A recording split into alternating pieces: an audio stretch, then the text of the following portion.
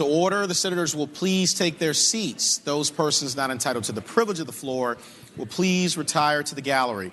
The senators and all in attendance will stand and be led in prayer by the Reverend Amy Russell, Unitarian Universalist Community Church in Glen Allen, Virginia. Everyone will please remain standing and be led in the Pledge of Allegiance to the flag of the United States of America by Senate Page Olivia Schweiter. Good morning. As we gather here today in the name of democracy, a democracy which honors a wide diversity of religious and spiritual traditions, let me invite you now to call upon silently that which is most sacred to you and the name that you use for it. Spirit of life and creator of love, these lawmakers gather here today once again to create a more just and more loving society for all.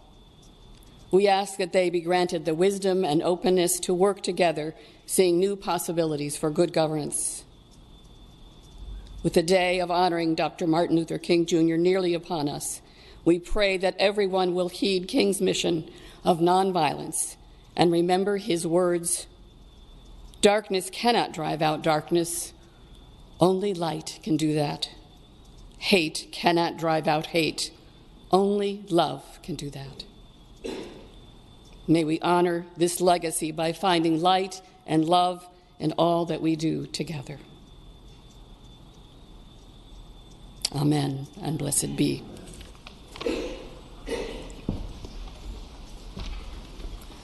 I pledge allegiance to the flag of the United States of America and to the republic for which it stands, one nation, under God, indivisible, with liberty and justice for all.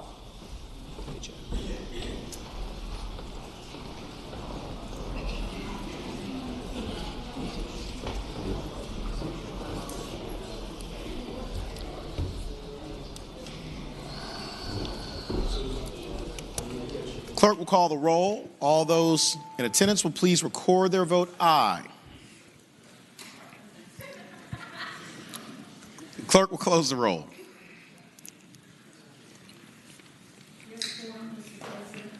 Senate Journal for Wednesday, January 15th, 2020. Thank you, Madam Clerk. Senator from Eastern Fairfax, Senator Survell, moves that the reading of the journal be waived. All in favor of waiving the reading of the journal will record their vote aye. Those opposed, no. Are the senators ready to vote? Have all the senators voted?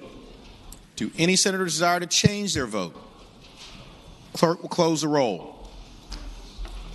Ayes 33, noes 7. Ayes 33, noes 7. The reading of the journal is waived. The clerk will report any communication from the House of Delegates. We do not have any, sir. Thank you, Madam Clerk. The clerk will report any communication from the governor. We do not have any, sir. Thank you, Madam Clerk. Let's begin to recognize the senator from King George, Senator Stewart. Thank you, Mr. President. Rise for purposes of an introduction. Thank you, Senator. You have the floor. Mr. President, I'm very pleased today to inform the gallery of the members of the presence in the gallery of an extraordinary group of young people who have formed themselves as Changing Stafford's Roads.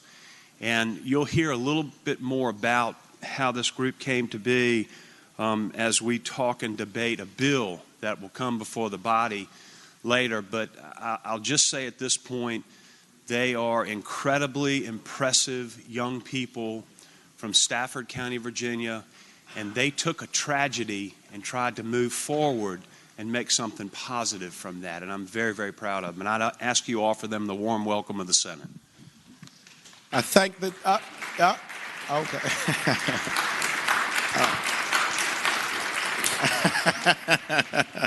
I blame Senator Stanley. What we're going to do is, and I'm sorry, I should give my daily reminder, the way this will proceed in the morning hour is that a senator will stand up, as Senator Stewart just did, and recognize an individual or group. I will then, secondly, offer the warm welcome of the Senate, and then at the very end, we'll all clap together to keep things going in an orderly fashion. So even though we applauded for you already, would our leaders from Changing Stafford's Roads please rise again, if you are able. Thank you all so much for joining us here today in the Capitol and in the Senate. We echo the generous and eloquent words of Senator from King George, Senator Stewart. We appreciate our young people getting involved in the process and particularly turning a very painful situation into one focused on purpose. So we are grateful to you for your civic engagement and leadership. Look forward to your success, and would ask everyone please to join me in extending the warmest welcome of the Senate to our young leaders from Changing Stafford's Roads.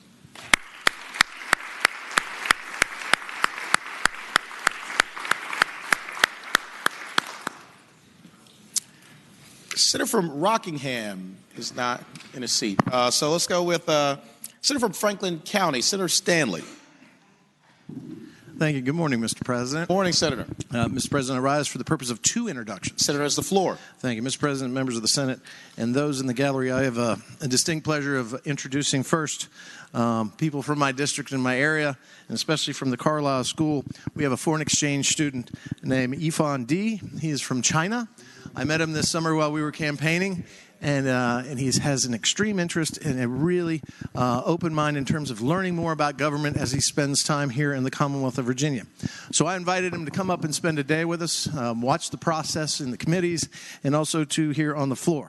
And I can tell you that he's a very brilliant young man. He goes to a very good school, the Carlisle School in my area, and he's also with Andrew Palmer from the Lester Group. And I'd ask you, Mr. President, that you extend to him the warm welcome of the Senate.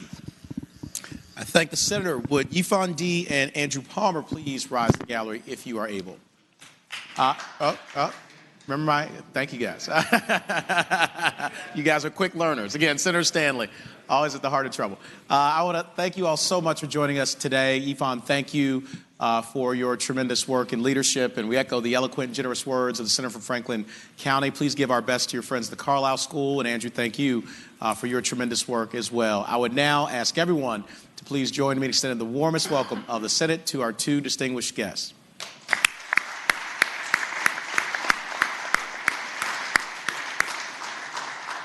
Senator from Franklin County, Senator Stanley. Thank you again, Mr. President. This next introduction is one that's close to my heart.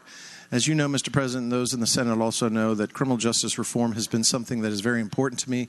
And also with the bill that we had last year with a man that was wrongly accused, the junk science bill, he was wrongly convicted and sentenced to life for a crime that he did not commit.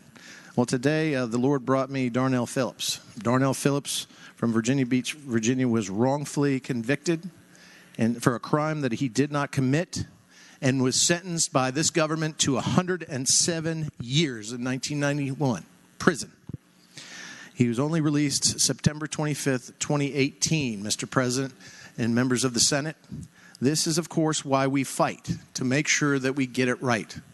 Justice isn't perfect, Mr. President, but it should be. And we must do everything we possibly can to make sure that there is not another Darnell Phillips who is wrongly convicted of a crime. Mr. President, 27 years of his liberty and freedom were taken away by the Commonwealth of Virginia, again, for a crime that he did not commit. And I can tell you that, it is because of the Innocence Project that he is now sitting in the gallery with us today, and with his beautiful fiancée, Nichelle Ruffin, from Chesapeake, Virginia. Mr. President, I'm bringing back the junk science bill. It is a bill that would have helped this young man, but what I really want this gallery to know is that in the soul of Darnell Phillips, there is a man who is still 19 from the days of old, but wiser than all of us, who has sacrificed liberty, but is yet ready for his freedom. I wish him all of the luck, and I hopefully have made a good new friend, and he is going to be an excellent member of the Commonwealth of Virginia, and I'm so very proud and moved by his efforts to right the wrongs, but I'm so proud of who he is as a man now. So, Mr. President, please extend to my new friend, Darnell Phillips, who is enjoying the smell of freedom and the taste of liberty, the warmest welcome of the Virginia Senate. I thank the Senator. Would our friend Darnell Phillips and Nichelle Ruffin with the Innocence Project please rise to the gallery if you are able. Mr. Phillips, Ms. Ruffin, thank you all so much for being with us here today in your Capitol in the Senate. We echo the generous and passionate and eloquent words of the Senator from Franklin County and extend our deepest gratitude for you and the way that you have taken a very troubling and challenging situation, I'm sure to you personally and to your family, and turned that into one of purpose that will help so many other people that come after you. And we also echo the generous words of the senator when he says that we need a society where we do not put innocent people in prison, where people are not wrongfully accused, are not wrongfully convicted, where we have due process and we do not have a rush to judgment. That's the society that we need to be, and I hope Virginia will lead the way going forward. And so we appreciate you. We thank you for your tremendous sacrifice and look forward to many wonderful years of life for you to come, and an inspired example that you represent. And thank you to the Innocence Project for your tremendous work in helping this nation live up to its highest values of due process and fair administration of justice. I would ask everyone to please join me in extending the absolute warmest welcome of the Senate to Mr. Darnell Phillips and Michelle Ruffin.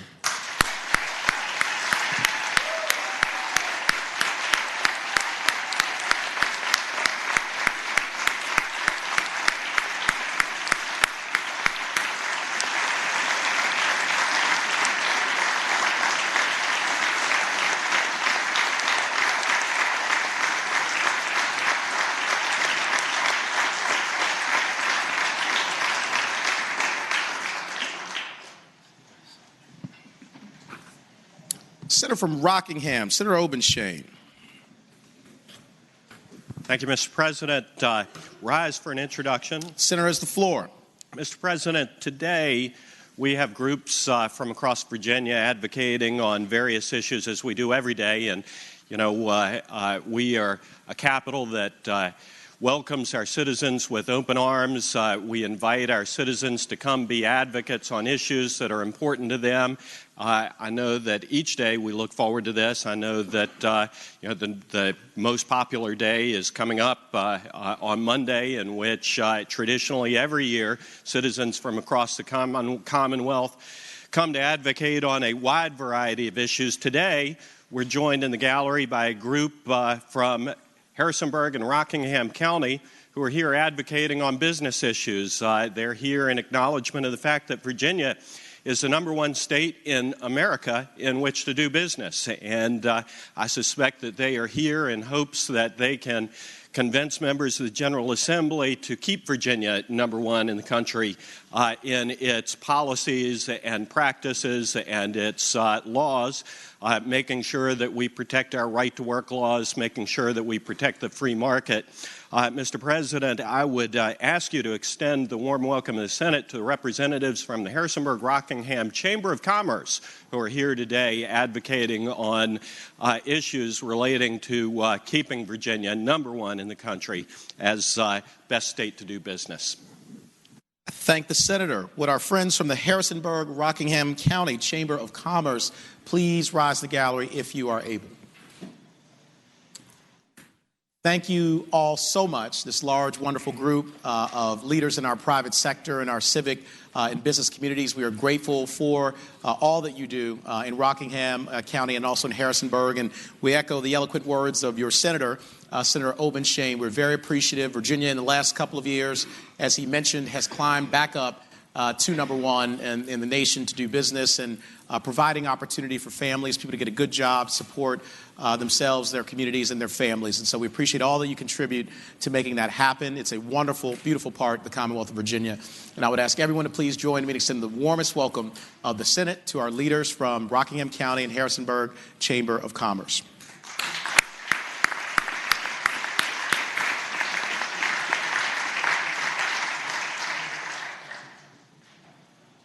Senior Senator from Fairfax, Senator Saslaw.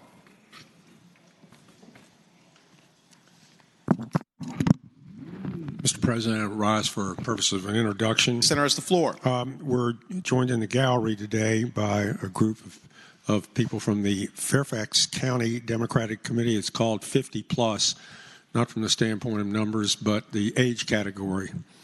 Unfortunately, they've come along 30 years too late for me. But anyway, what they're here today, and what they're interested in many areas. But just as an example, changing the Virginia State Code to allow for mobile voting for people who are in long-term care facilities, strengthening nursing home standards to meet or exceed national standards, especially with respect to staffing requirements, and establishment of a comprehensive reporting system for elder and financial abuse.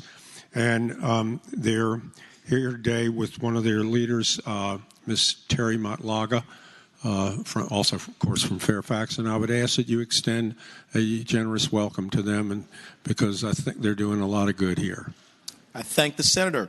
Would our friends from Fairfax County Democratic Committee 50 Plus please rise in the gallery if you are able? Thank you all so much for being here today in your Capitol and in the Senate. We are grateful for your participation, for all that you do to make Fairfax County and the Commonwealth of Virginia a better place for all of us, but particularly for our seniors. And we echo the generous and eloquent words of the senior senator from Fairfax County, Senator Saslaw, and appreciate all of your tremendous advocacy and work. So have a wonderful day here in your Capitol, and I would ask everyone to please join me in extending the warmest welcome of the Senate to our leaders from FCDC 50 Plus.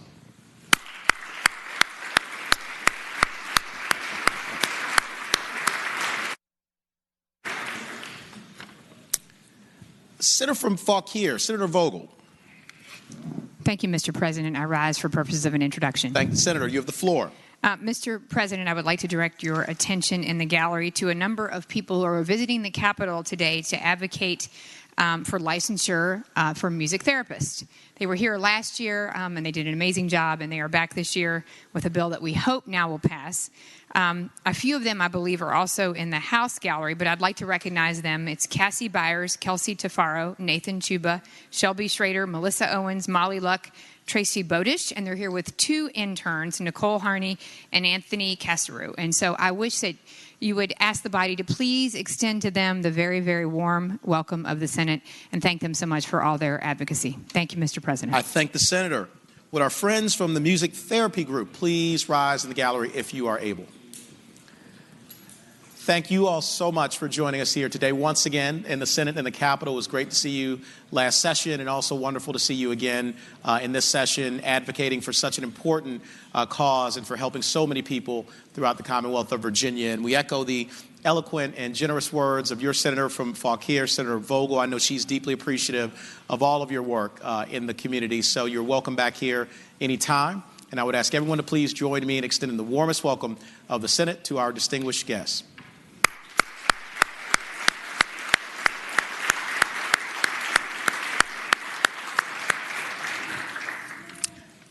The senior senator from Richmond City, Senator McClellan. Thank you, Mr. President. I rise for an introduction. Thank the senator. You have the floor. Thank you, Mr. President. Today we have in the gallery with us members of the Virginia School Counselors Association who represent school counselors from across the Commonwealth. And the association helps to promote excellence in the profession and provides professional development, advocacy, and accountability. This group's a little personal to me because my father taught counseling at Virginia State University for many years, and I've seen a couple of his former students around the Capitol today. And so I ask that you give them a warm welcome. They are joined by, they're led by Ms. Brett Welsh, the Advocacy and Government Relations Committee Chair. Thank the senator. Would our leaders from the Virginia School Counselors Association please rise in the gallery if you are able? Thank you all so much for being here today in the Senate and in your Capitol, and also thank you for what you do every single day in our schools throughout the Commonwealth of Virginia to give our kids a brighter future, more hope, and a better education. And I know the senior senator from Richmond City, Senator McClellan, is grateful and very appreciative with her own family connection to your tremendous work. So we appreciate what you do every single day. You are always welcome here in the Capitol, and I would ask everyone to please join me in extending the warmest welcome of the Senate to our distinguished guests.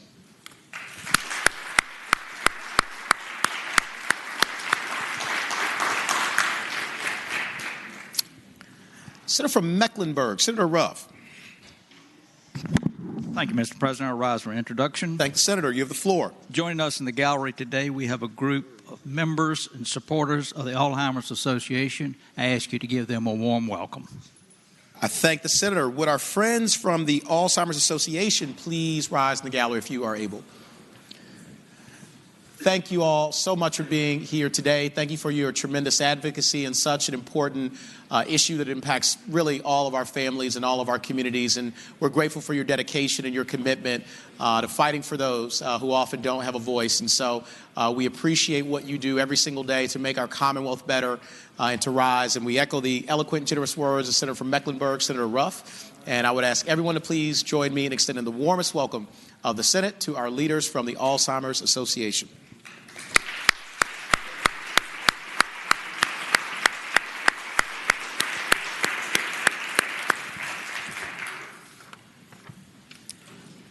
Senator from Accomack, Senator Lewis. Yes, sir, Mr. President. Rise for an introduction. Thank you, Senator. You have the floor. Mr. President, members of the Senate visiting with us in the gallery today, at least I hope they're in the gallery now, and they're walking in the gallery. How timely. Okay. In the gallery today, Mr. President, is Reverend Willie Justice, along with other members of the Virginia Organizing Committee from Virginia's Eastern Shore. So I'd ask that the body extend to the members of Virginia Organizing from Virginia's Eastern Shore and actually other areas of the Commonwealth a warm Senate welcome. I thank the senator. Would our friends from Virginia Organizing from the Eastern Shore and other parts of the Commonwealth of Virginia please rise in the gallery if you are able? Thank you all so much for being here today in the Senate and in the Capitol. We are grateful for what you do to be involved in the legislative process and to make our Commonwealth a better place. We expand opportunity for everybody. And so we echo the generous, eloquent words of your senator from Accomack, Senator Lewis. And I would ask everyone to please join me in extending the warmest welcome of the Senate to our friends from Virginia Organizing.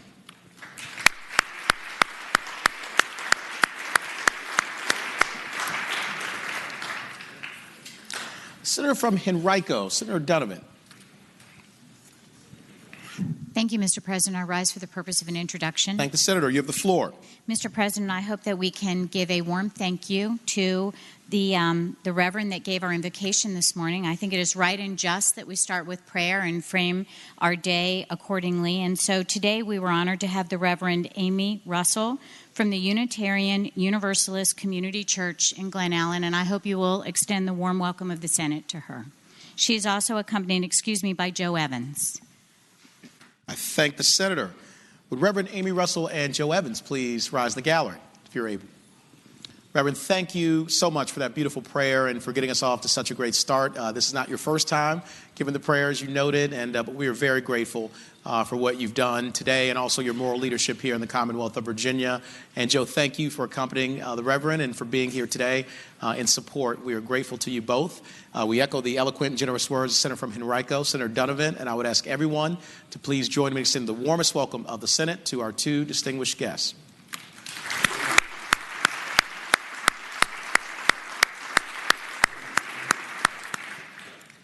The senior senator from Virginia Beach, Senator D-Step. Good afternoon, Mr. President. Good afternoon, Senator. On behalf of the senator from northern Chesapeake and myself, I rise for the purpose of two introductions. Senator has the floor. Mr. President, members of this august body, we should all feel much better protected today. We have two women of the group Well-Armed Women here with us today. They're well-educated and well-trained. Master NRA instructors, master security experts, master personal security expert, but don't worry, they're not carrying in the gallery today. However, they are as lethal with their hands and feet as they are with weapons. With that, I'd like to introduce Ms. Kim Thummel and Sharice Jackson from Well-Armed Women. And I hope we would give them the warmest welcome of the Senate, Mr. President.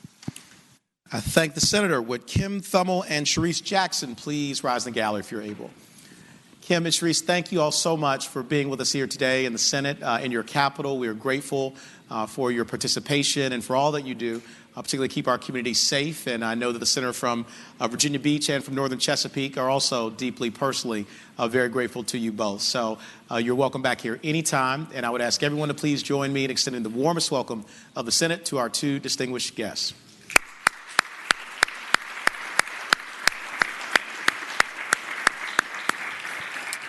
The senior senator from Chesterfield, Senator Chase. Thank you, Mr. President. I'd like to rise for the purposes of an introduction. Thank you, Senator. You have the floor.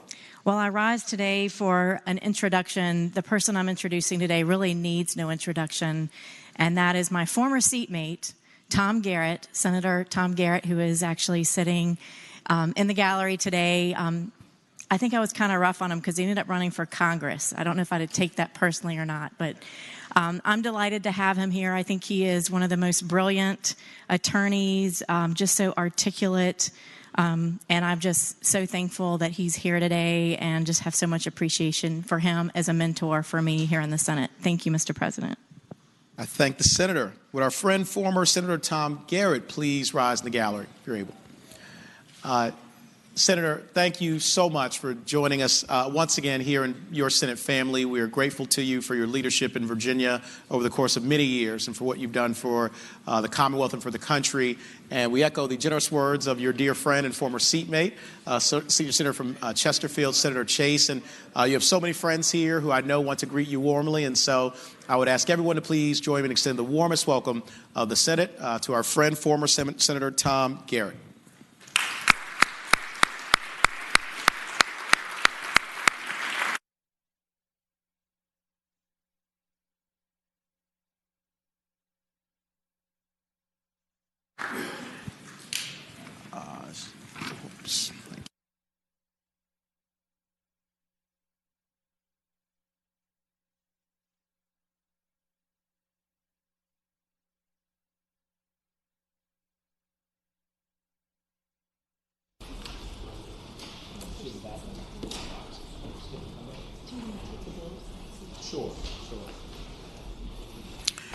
This time, resolutions, petitions, and bills will be in order. Call on the Senator from Mecklenburg, Senator Ruff. Thank you, Mr. President. I request unanimous consent to introduce two bills that exceed my limit. The first deals with the VRS and the gap between age 65 and the current federal retirement age. The second is an administration bill that deals with an economic development project in Pennsylvania County. Thank the Senator. The question is, shall the Senate grant unanimous consent to introduce the two bills mentioned by Senator Ruff? All in favor of the motion will say aye. Aye. Those opposed, no. The ayes have it. The consent of the Senate is granted to introduce both bills. Senator from Western Fairfax, Senator Marsden. Thank you, Mr. President. I, too, rise to request unanimous consent to introduce a bill related to wildlife corridors.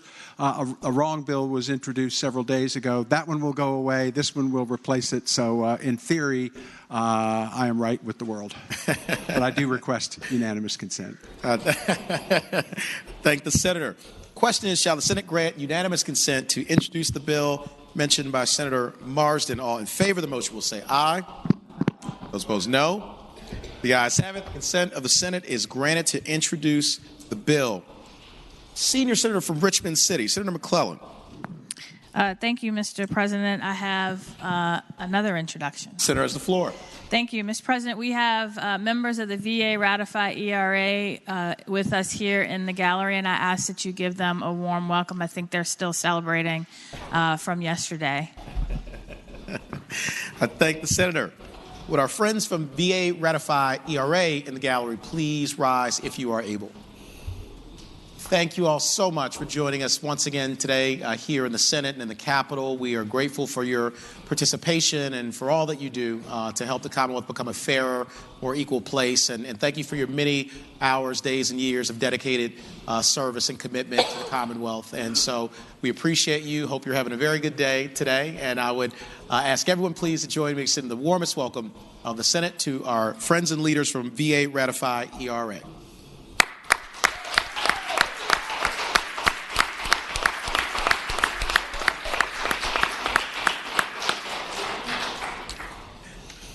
Do any other senators wish to be recognized for purposes of an introduction?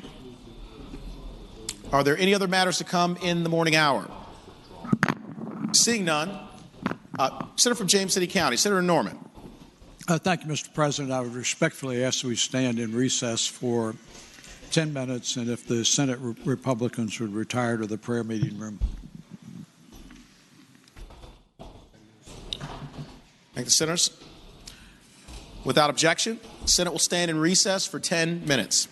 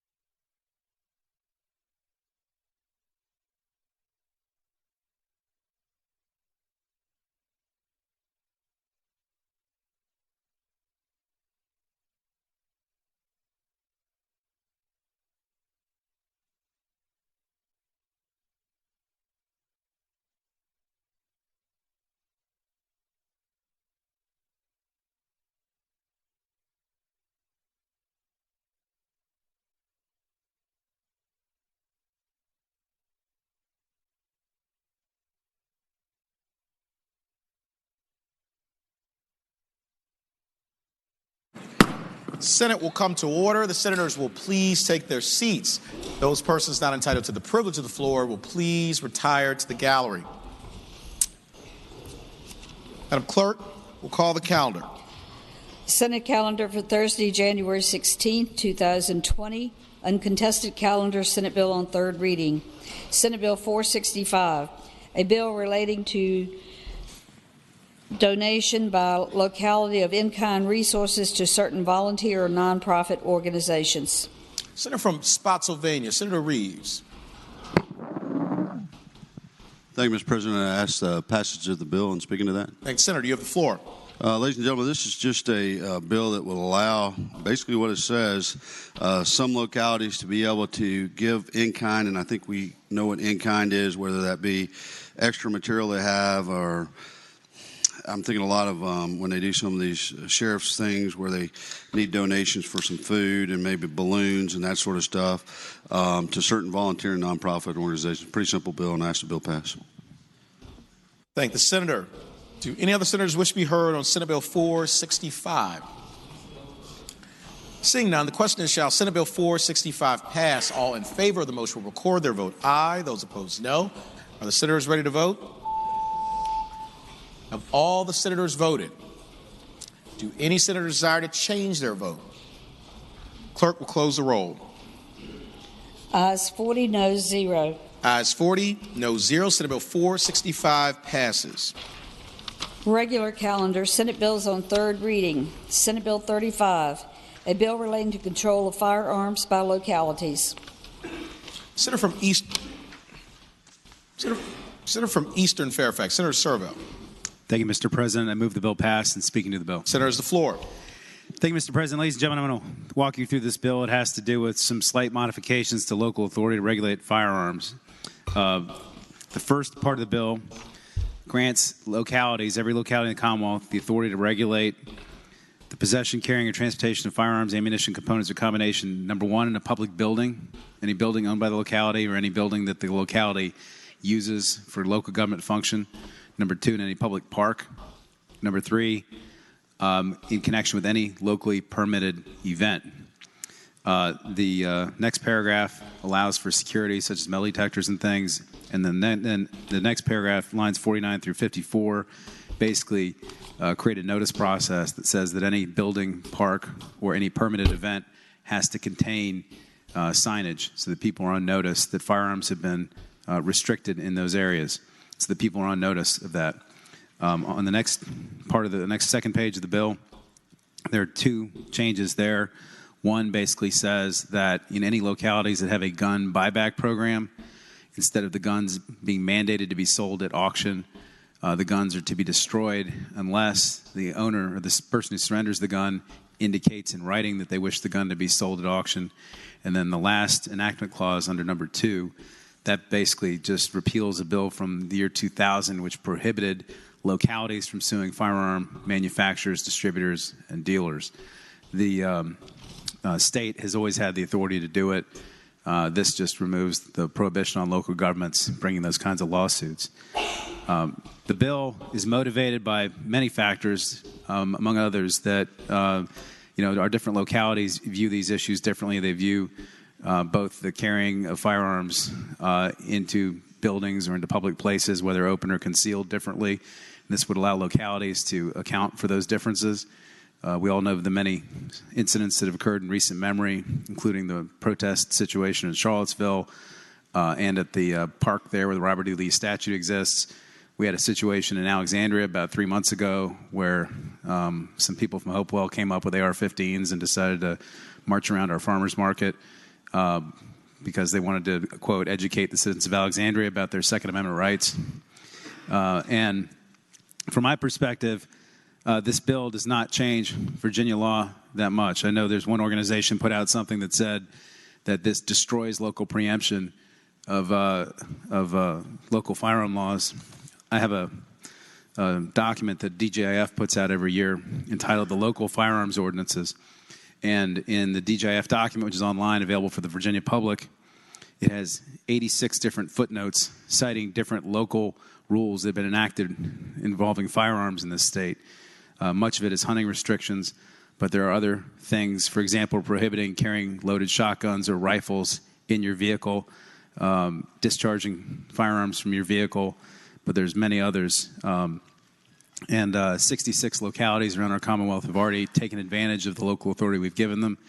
From my perspective, this is just an extension to grant additional authority to those localities who choose to use it. And having said that, Mr. President, happy to answer any questions, and again, renew my motion the bill pass. Thank the Senator. For what purpose, Senator from Augusta, Senator Hanger rise?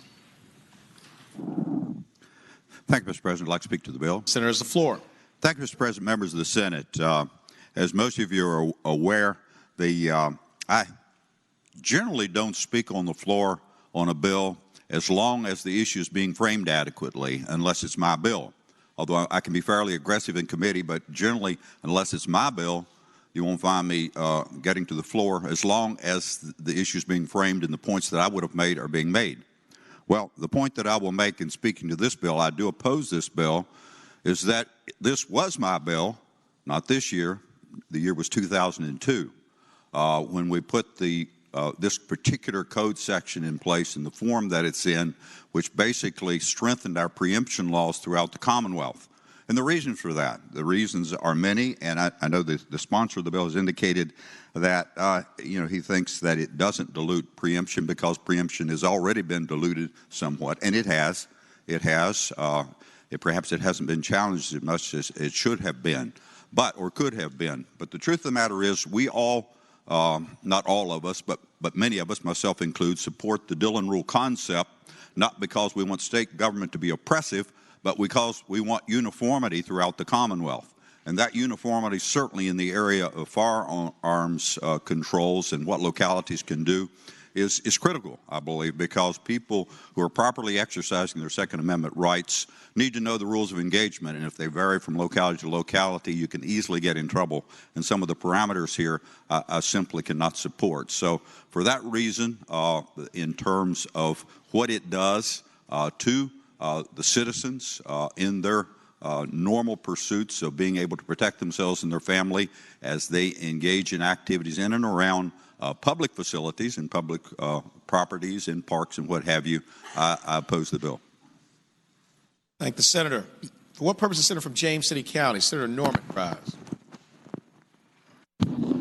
Thank you, Mr. President. I rise in opposition to the bill. Senator has the floor. Without being redundant, I continue to be concerned about that portion under little I number 3, which I believe, as the gentleman was characterizing the bill once again, did not necessarily emphasize about the constraints and restrictions that may be placed on public streets and roads, et cetera.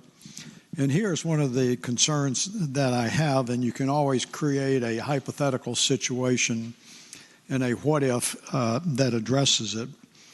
But there are a lot of craft shows, there are a lot of farmers markets that are held in public squares, but people live in those immediate vicinities, and in several of the localities I represent, there are residential developments that are contiguous to the area where they would hold these permitted exhibitions and craft shows.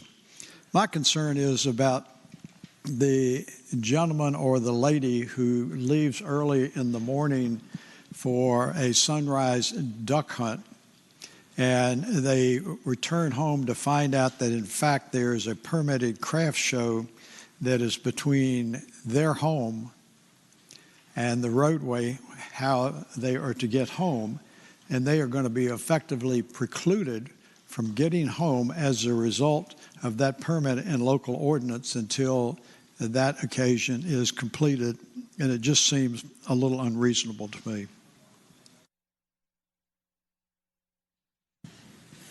Thanks, Senator. For what purpose is Senator from Rockingham, Senator Obenshain rise? Mr. President, I rise to speak to the bill. Senator has the floor. Mr. President, if I may, I'd like to put maybe a little finer point on this. You know, when this bill was first, or this concept was first introduced, it was a concept that really arose from the tragic events that occurred in Charlottesville back in 2017. And when during the course of political campaigns and elsewhere, I always heard Charlottesville invoked. We can't allow this to happen again. And I agree, we can't allow that to happen again. But this is not a bill that addresses that. This is a bill that fundamentally changes the way that we deal with firearms and local regulation of firearms across the Commonwealth of Virginia. It does not deal with emergencies. It does not deal with a crisis. This has evolved, as the senator from James City County put it, from an emergency bill to a bill that allows local governments to adopt ordinances that are going to ban handguns in craft shows, in parks, in places where people who have concealed carry permits, law-abiding citizens of the Commonwealth of Virginia who've never committed a crime, who never intentionally commit a crime, are going to be placed in a position where they are committing crimes. Not because they intend to, not because they are being not because they are deliberately disregarding these ordinances, but simply because they are visiting a town that they may not have been in, or a county that they may not have been in. As the senator from James City County pointed out, there may be circumstances that arise in which somebody finds themselves in the midst of an event in which these weapons are banned. And quite frankly, it's not going to be enforceable. And it's not going to be enforced unless something bad happens. And when you talk about examples of what's going to happen, there are more defensive uses of firearms in this country every year than there are firearm-committed murders. Okay? Got that? More defensive uses of firearms. And you're going to have somebody who is going to defensively use a firearm to defend themselves, their family, or a total stranger. And you're going to have the perverse situation in which that person is going to find themselves on the wrong end of the law for simply trying to protect themselves. I think that there would be, broader support. If this was a piece of legislation, I probably wouldn't have supported it because I think the concept is wrong. But it is there probably would have been broader support if this was calculated to deal with emergencies only, and not creating a patchwork of disparate and often conflicting firearms laws all over the Commonwealth of Virginia. And as a consequence, I think that this is a message bill. This is a message bill that's being brought to tell Virginians that the General Assembly is now hostile to the lawful possession of firearms here in the Commonwealth of Virginia. I think that's the wrong message, not a message that we ought to be sending. This is a constitutional right. There are people who are self-proclaimed civil libertarians who say that they're standing up for the rights that are itemized in the Bill of Rights. Well, I'm here to tell you, you can't pick and choose. The Bill of Rights is 10. It's all 10, and we ought to be protecting all of them.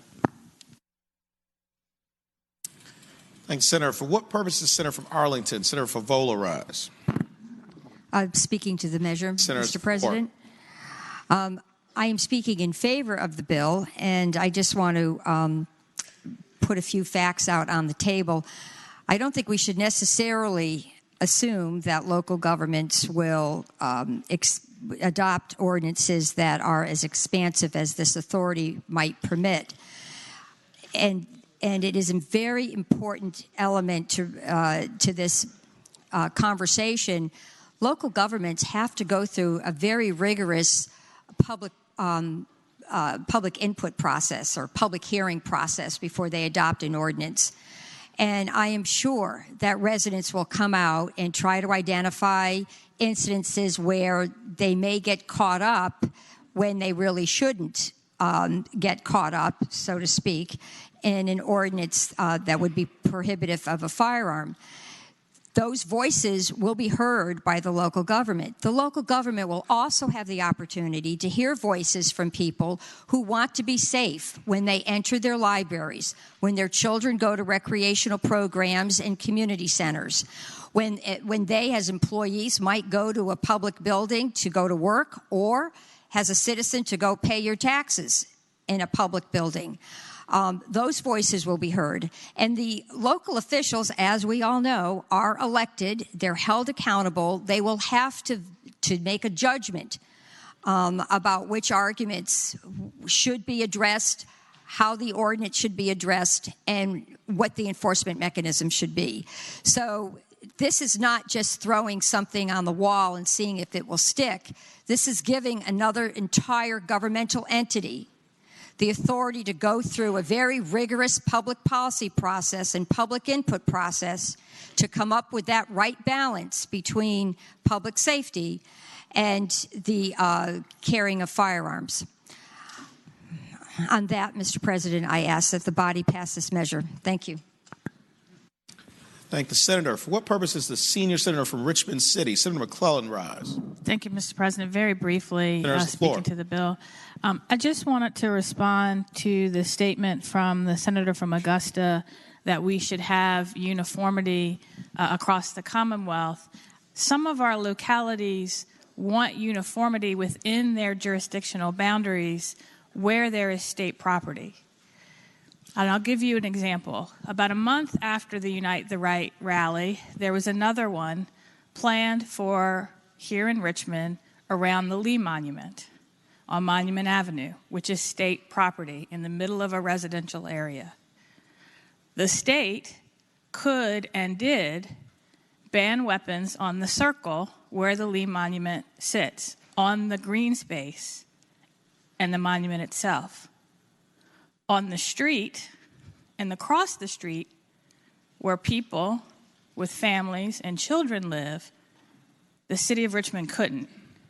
And our police chief was extraordinarily frustrated by that, as were the residents in Monument Avenue who had to keep their children away from the windows that day because they weren't sure what was going to happen. And so at least for the city of Richmond, this bill is about giving them the ability to have uniformity in a permitted area on what can and cannot be banned. Thank you, Mr. President. Thank the senator. For what purpose is the senior senator from Chesterfield, Senator Chase, rise?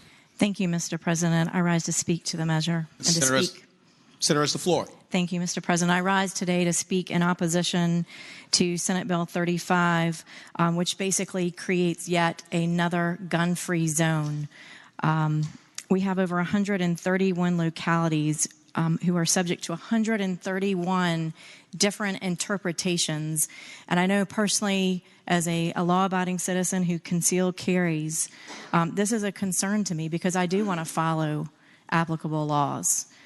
But this creates a lack of uniformity and creates issues for law-abiding citizens. Second of all, I would recall to the body the 2017 Las Vegas shooting, which was a gun-free zone. And what occurred there was one of the largest mass shootings in our history. It was on the night of October the 1st, 2007, when Stephen Paddock opened fire on a crowd of concert goers at the Route 91 Harvest Music Festival on the Las Vegas Strip in Nevada. He killed 58 people and wounded 413, with the ensuing panic bringing the injury total to 869. Paddock, a 64-year-old man from Nevada, fired more than 1,100 rounds of ammunition from his suite on the 32nd floor of the Mandalay Bay Hotel.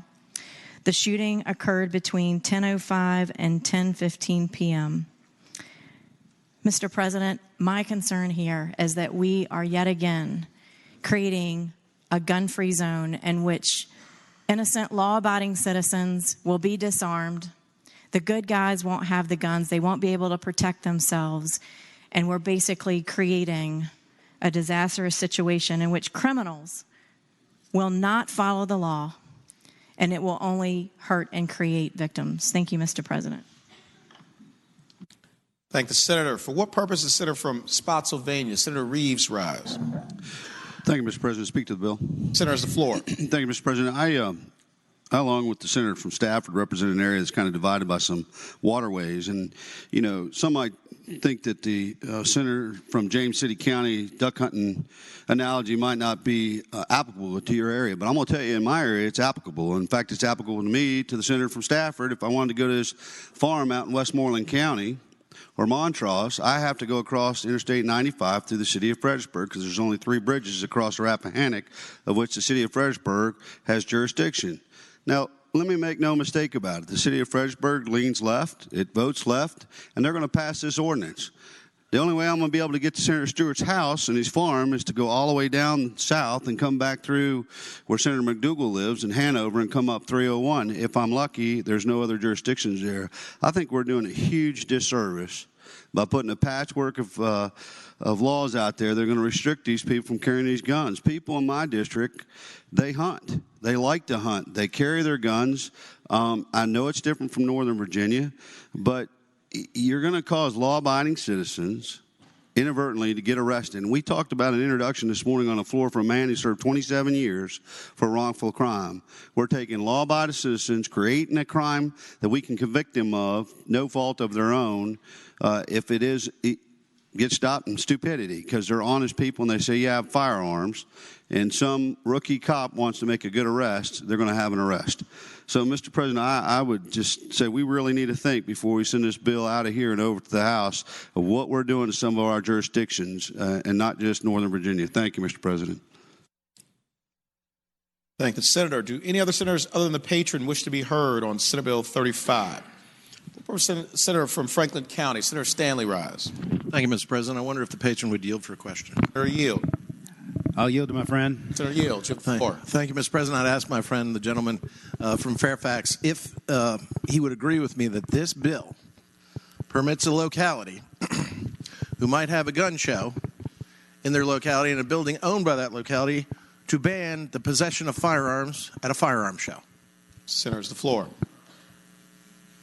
I would say to the gentleman that that's a pretty, I've never heard of any localities that have gun shows in public buildings, but if they were to do so, I wouldn't think they would ban guns in that building if they want to authorize that. Further question? Yes, will the gentleman yield? Senator yield. I'll yield. While reminding him as part of the preamble to this question that where I come from in the city of Salem, we have the Salem Civic Center, which has one of the largest firearms shows in the Commonwealth of Virginia. Would you also then agree that Salem could pass an ordinance banning firearms at a firearms show? Senator has the floor. I would agree that the city of Salem could ban firearms in the Salem Civic Center, wherever they're doing it, and they could also write an exception in their ordinance for the show if they felt like doing that. Further question? Mr. President, I ask that he yield one more question. Senator yield. I'll yield. Senator yield, you have the floor. Mr. President, I would ask the gentleman, when it comes to amending the code in 15.2, 915.5, it appears to me, from reading the statute, that this carries with it an automatic forfeiture of that firearm, and that the person that has that property, that firearm, and there's no provision of due process, only has 2 choices if that person accidentally walks into the middle of a food festival with his firearm, and that is forfeiture and destruction, or forfeiture and go, by the way, government, you go sell that firearm and keep the cash. Would the gentleman agree with me that that is a part of his bill? Senator has the floor. Mr. President, what I would say to the gentleman is I don't think he's reading the code right.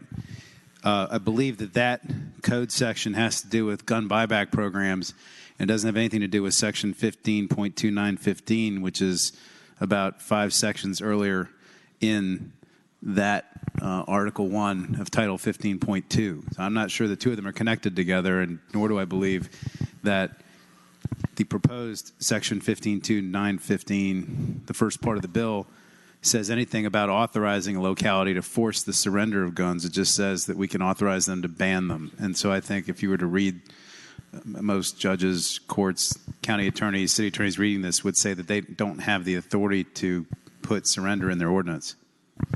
Will the gentleman yield for one final question? He's brought another something other to my attention. I'll yield. Senator Yield, you have the floor. Thank you, Mr. President. I asked the gentleman, well, if it's not related to banning firearms in public places and permitted events, then does this section which he seeks to amend violate the single source, single subject rule? Senator has the floor.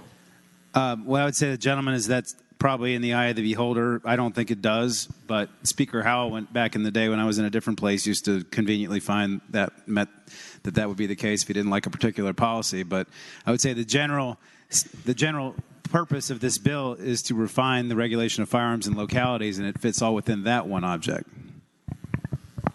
Mr. President, speaking to the measure. Senator has the floor. Ladies and gentlemen, this is probably the first assault on the Second Amendment, and we're going to see many after that. It's amazing to me that what we're trying to create are little pockets here and there where guns are good and guns are bad. And if you've seen the movement, as I think all of us have, where over 100 localities have determined for themselves to either be firmly upholding the Second Amendment or even call themselves a sanctuary, that we're probably not going to have this. We're going to have it in small areas: Arlington, Alexandria, Fairfax, maybe Loudoun, maybe Prince William, maybe Richmond. I'm running out of places.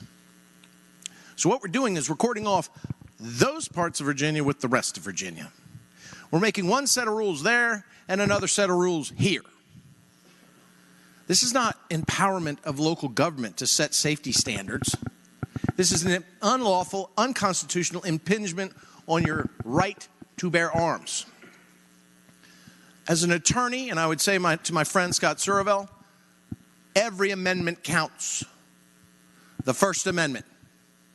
If I was over here trying to put in a bill right now that said at permitted events that the locality can restrict your free speech or your right to assemble because I believed it was a part of my social agenda as a Republican, you would go nuts. You would not stand for it. How dare you impinge on a constitutional freedom called the First Amendment? Well, there's a reason why right after the First Amendment, there's a Second Amendment. And as an attorney, my good friends on the other side of the aisle who are attorneys as well, trial attorneys who go on every day defending the individual citizen and their rights, and I love you too, Senator McPike. Every single person in here would understand how we fight to preserve the Fourth Amendment, the Fifth Amendment, the Sixth Amendment against government intrusion. But you know what? The government doesn't like any amendments. We're the only ones that stand here today with the authority and the right and the duty to defend them. Because as our founding fathers said, it's a republic if you can keep it. And when we give you this liberty, you will know nothing like it, because then the government will be trying to take it away from you. And that's what caused Benjamin Franklin to say that a man who trades his freedom for security deserves neither. This may be what you think is safety, but it is not.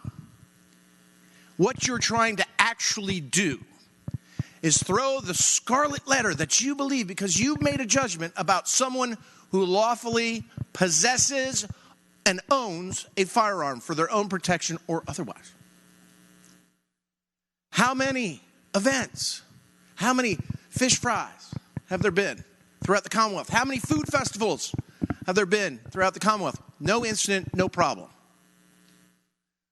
We're creating a situation that doesn't need to be created. In the same way that I look out these windows in this body and I see chain link fences surrounding this Capitol built by Thomas Jefferson for what? Out of fear. Fear. Y'all are afraid. You're afraid. I don't see anybody on this floor, on that side, being so worried about the unlawful possession of firearms, about the bad person who does someone ill or harm. Where are those bills? Where are they? Your object, your subject is the lawful gun owner, who is not your problem. Your problem is an amendment of the Constitution that is inconvenient for your life. That's the problem. And I will sit here and fight every day to make sure that every single constitutional right given to us, and especially the Bill of Rights, is acknowledged, preserved, and protected. Because our founding fathers did not write those amendments to the Constitution so that we could serve the government. They wrote those amendments so that we were protected from the government. What you're doing right now is you're giving more power to the government and away from the people.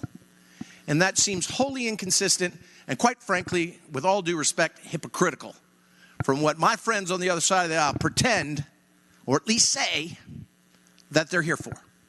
I ask all of you to really think about what we're doing here. Really. I mean, it sounds like if I had to give you a slogan, the Democrat slogan for Senate Bill 35 is taking away guns one food festival at a time. Come on, man. Thank you, Mr. President. Thank the Senator. For what purpose is the senior senator from Virginia Beach, Senator D. Steph, rise? Mr. President, speaking to the bill. Senator, the floor. Well, it's going to be hard to follow the my predecessor behind me on this, but I will remind everyone that if you're driving down to Virginia Beach and you go through Hampton on 264, you'll see billboards both ways talking about the gun show at the Hampton Roads Coliseum. Virginia Beach, which also owns the Virginia Beach Convention Center, has one of the largest gun shows in the state down at Virginia Beach in a government-owned facility owned by the city of Virginia Beach. Hampton Coliseum, owned by the city of Hampton. Just want to point that out, and we have a very difficult task here, Mr. President. It's to find the balance between keeping the guns out of the hands of criminals while protecting the liberties and rights of our law-abiding citizens. And as difficult as that is, as hard as that balance is to find at times, that's what we're elected to do. That's what our Constitution's about. That's why our forefathers wrote it that way. And that's what we're here to do. So please remind yourself that's what we're here to do. And for the gentleman who spoke before me from way down in the southwestern part of the state, exactly, I will remind him of one other thing. And that's, while we're protecting these rights, we have to do it in a collegial way. We have to do it in a gentlemanly way, in a ladylike way. We've got to make sure that we try not to offend anybody while we're protecting those rights. And when it comes down to bills that are, and I've put in a common sense gun legislative package of 8 separate bills, and the only thing they do is they protect the rights of law-abiding citizens while harshening the crimes on those who wish to create a crime or deliver a crime with a gun. And all 8 of those bills, I'm sure, will be up in the next 2 weeks, and I'm sure they'll all come to the exact same demise. They won't get past this body, but those are the only ones that restrict guns in the hands of criminals while protecting the rights of law-abiding citizens. And what we're here to do, please remember, is to protect the rights and liberties of our law-abiding citizens. Thank you, Mr. President. Thank the Senator. For what purpose is Senator from Russell, Senator Chafin, rise? Mr. President, I rise to speak to the bill. Senator, has the floor. I know that Senator Serville is representing his area ably, and he certainly, I believe, presumes that this bill will promote public safety, that this bill will make his constituents safer, more comfortable in their surroundings. But let me remind everyone here in the chamber that these people who commit these atrocities, they're agents of iniquity. They have evil in their heart. They are not good men. They are not good women.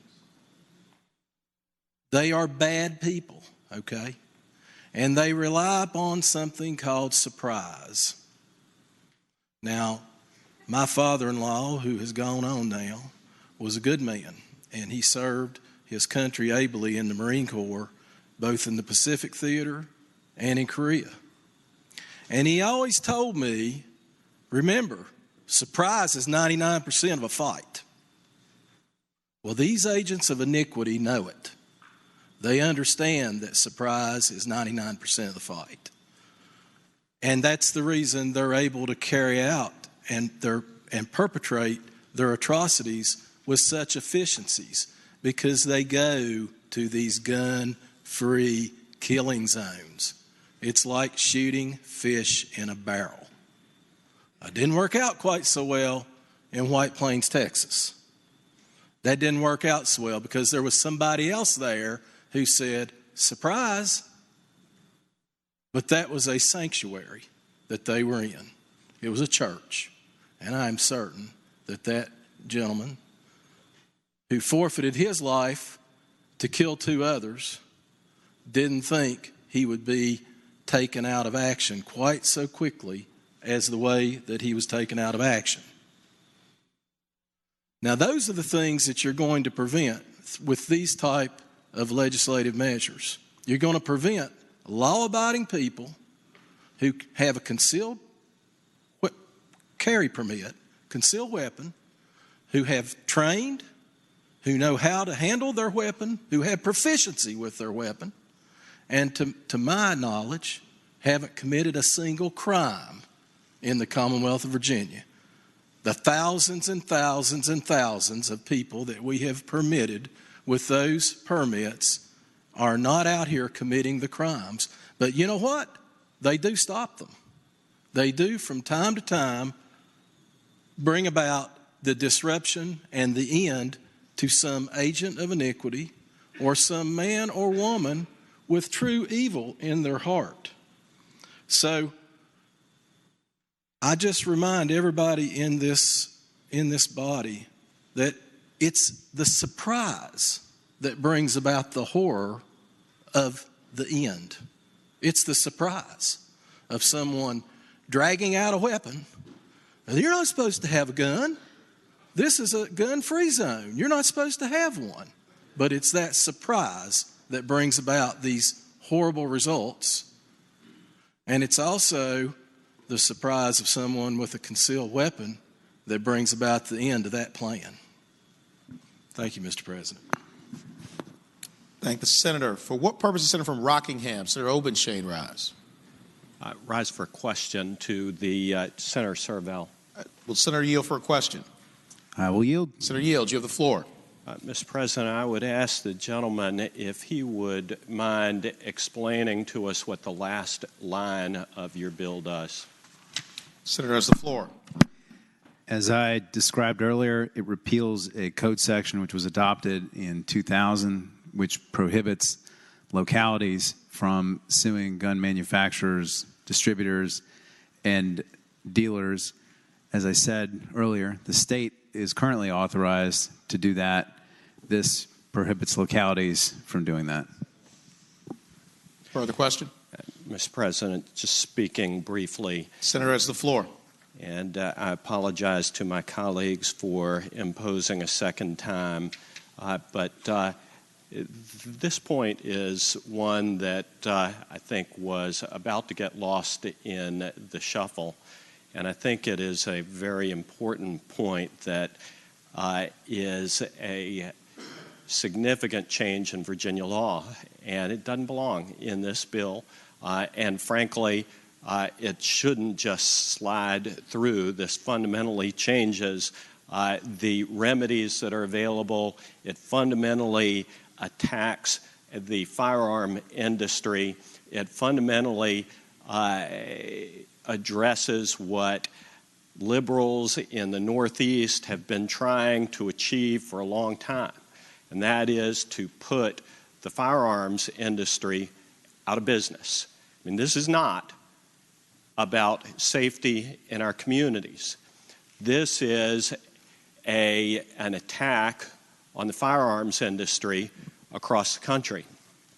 You know, even listening to the members who support this legislation explain their reasons for supporting it, I heard, and I don't question the sincerity of the concerns, but I heard a suggestion that We wanted to make sure that our children didn't look out the window and see somebody with a gun, or that somebody didn't go to a farmer's market and see somebody with a gun. Those things might make people feel a little bit more comfortable. But as the senator from Russell, senator from Franklin pointed out, and this isn't about safety. This is about feeling good. That's what this legislation is about. And as Senator from Franklin or Senator from Russell pointed out, if somebody with murder in his heart wants to commit an atrocity, wants to kill people, wants to kill a lot of people, do you think for 1 second that they are going to be deterred because the city of Alexandria or the city of Arlington or the city of Harrisonburg has adopted a local ordinance saying I can't carry a firearm to the craft show? This is not about public safety. It has nothing in it that will deter a criminal from committing crimes. It has nothing in it that is going to make Virginians any safer. It undermines the rights of Virginians, law-abiding Virginians, to exercise a constitutional right. It is an erosion of a fundamental liberty, and I think we should vote no. Thank the senator. For what purpose is the senior senator from Richmond City, Senator McClellan, rise? Thank you, Mr. President. Speaking to the bill. Senator has the floor. Very briefly, I feel I need to clarify the concern that I raised based on the comments from the senator from Rockingham. Parents weren't afraid that their children would look out the window and see a gun. Parents were afraid that when there was an event shortly after another one where white supremacists and people who vehemently disagreed with them were in the same area and someone got hurt. Parents were afraid that in a volatile mix, if their kids are looking out the window, they'd get shot. And the state could build a perimeter, and the city could build a perimeter around the area where they were expected to be and confiscate certain things and not others. They could confiscate sticks and any other weapon other than a firearm. The state could confiscate it or keep it away if it was in the circle in the middle of the perimeter. So the concern was, how do you keep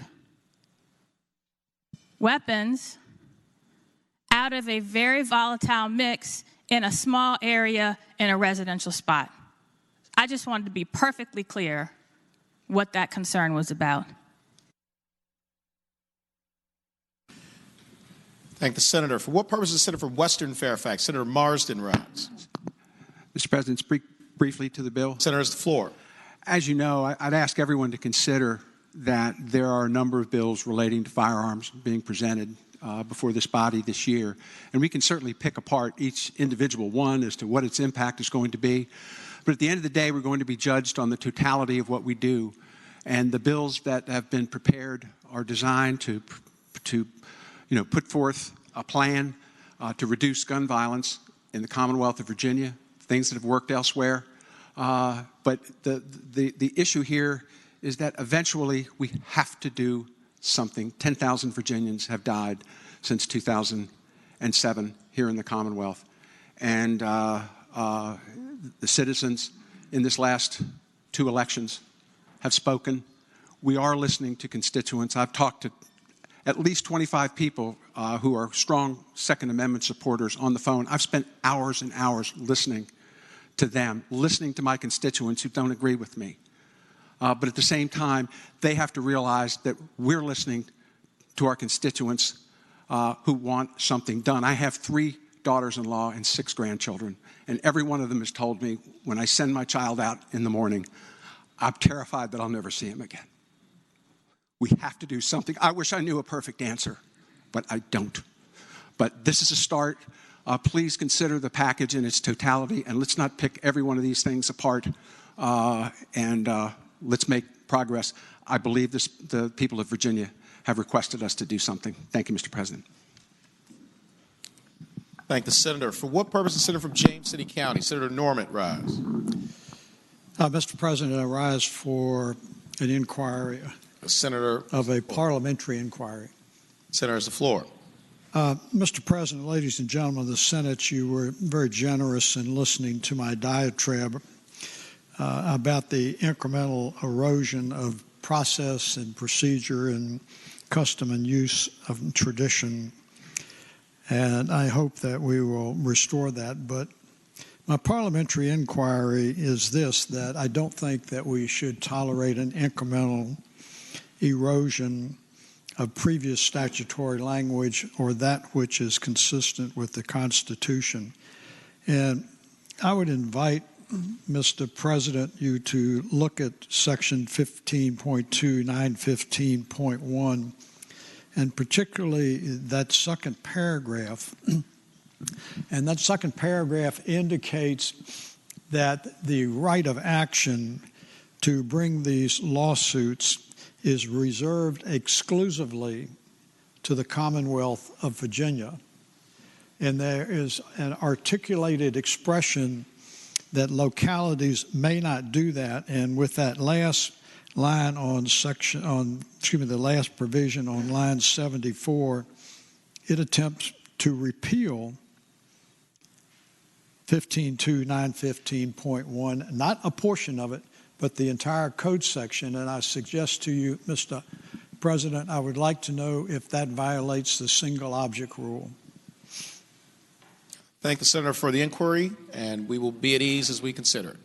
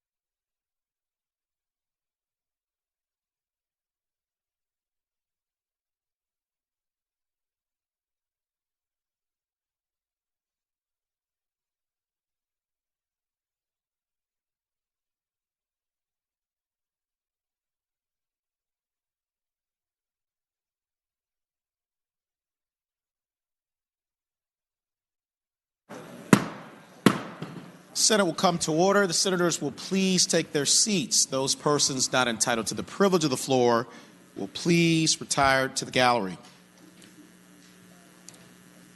A senator from James City County made a parliamentary inquiry with regard to Senate Bill 35, and the ruling of the chair is that Senate Bill 35 does not violate the single object rule of Article 4, Section 12 of the Virginia Constitution.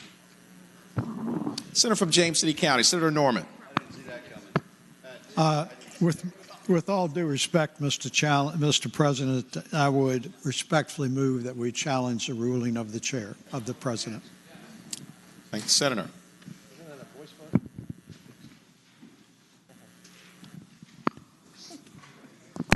You scare me when you do that crap. Especially when I'm right. Motion to override or...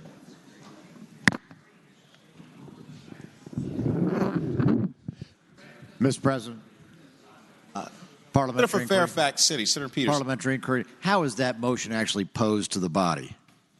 I will state it in 1 second. We're just verifying one other thing before we put it to the body.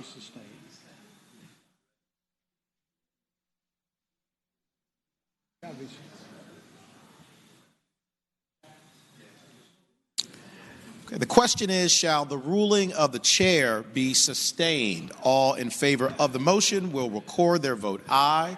Those opposed, no. No. Mr. President. Senator from James City County, Senator Norman. If I may speak to the motion, sir. It's your motion. So, yes, Senator's the floor. Thank you, Mr. President. I'll be very brief. I articulated my concern about the violation of the single object rule.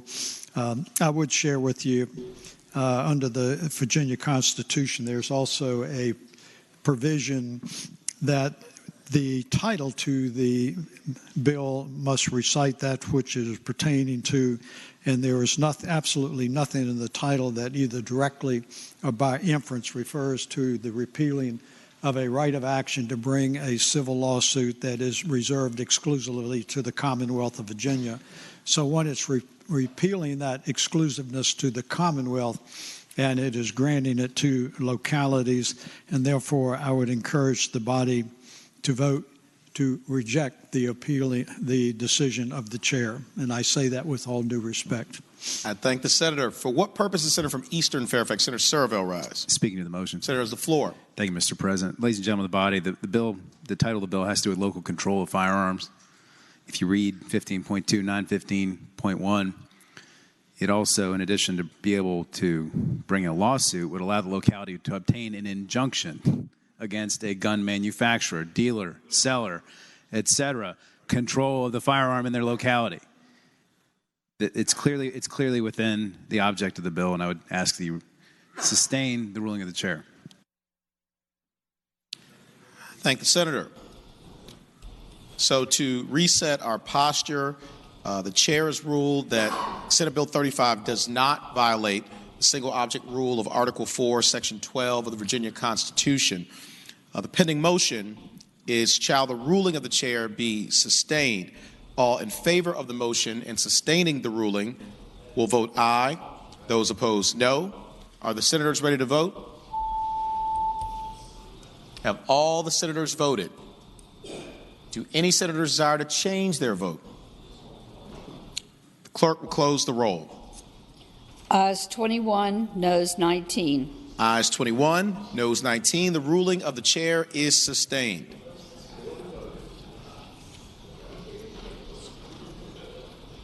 Senator from Eastern Fairfax, Senator Surville. Thank you, Mr. Chairman. So there's been quite a few things said in the last 45 minutes that I feel like need to be corrected here. First of all, there was an assertion made, I think, that none of this was aimed at actual crime or deterring crime or criminals.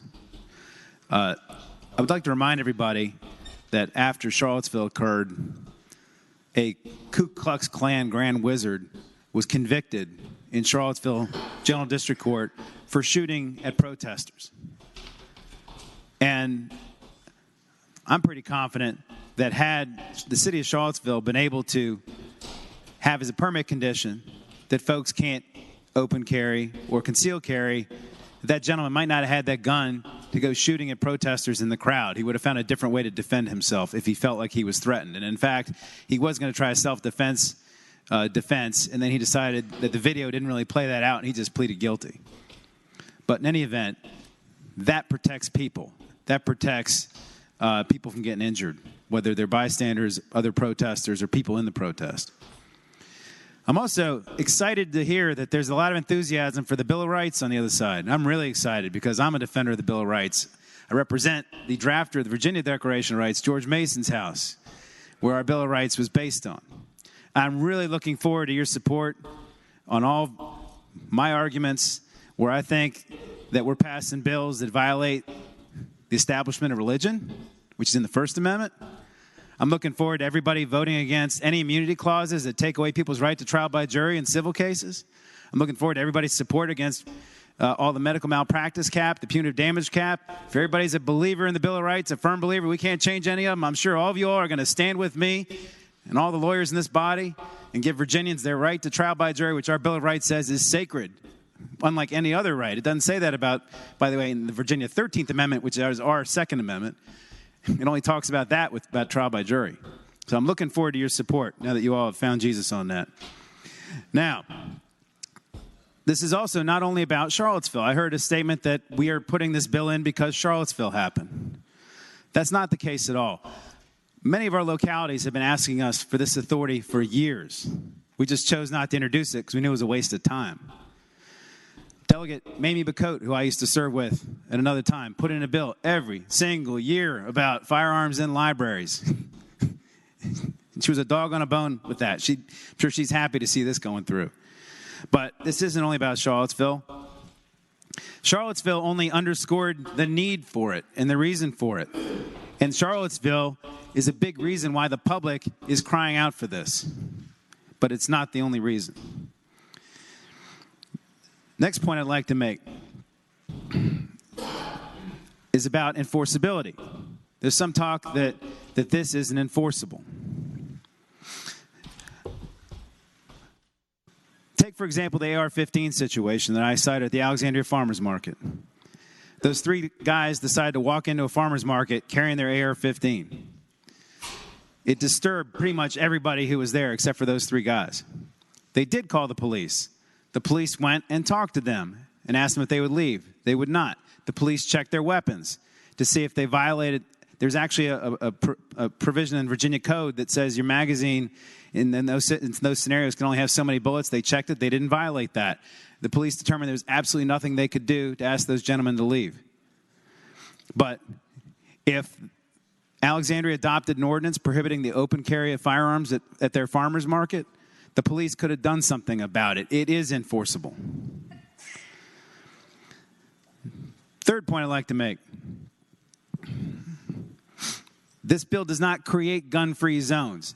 It simply authorizes the localities to create them, but it does not create them itself.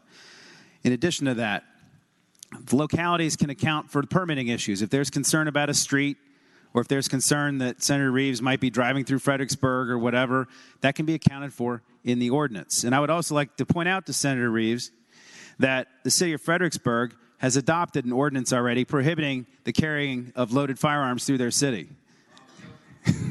Or loaded rifles, I should say. Not handguns, but rifles. So that's already the law in Fredericksburg because we gave them that authority in the code section right after this, 15.2, 915.2, I believe. Next thing I'd like to say is I heard somebody talk about small areas of the Commonwealth.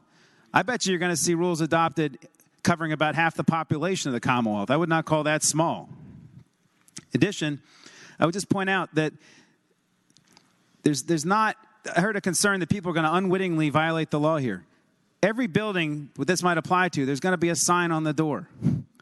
Every protest where somebody's going into, there's going to be a sign at the protest saying firearms prohibited beyond this point.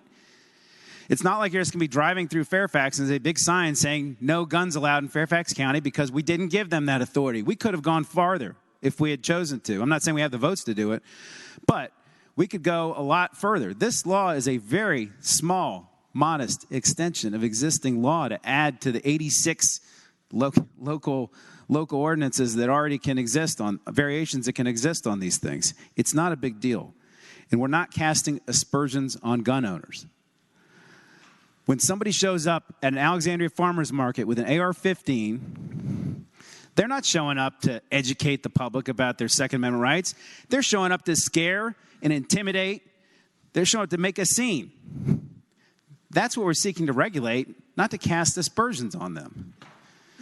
So, Mr. President, I would just say in conclusion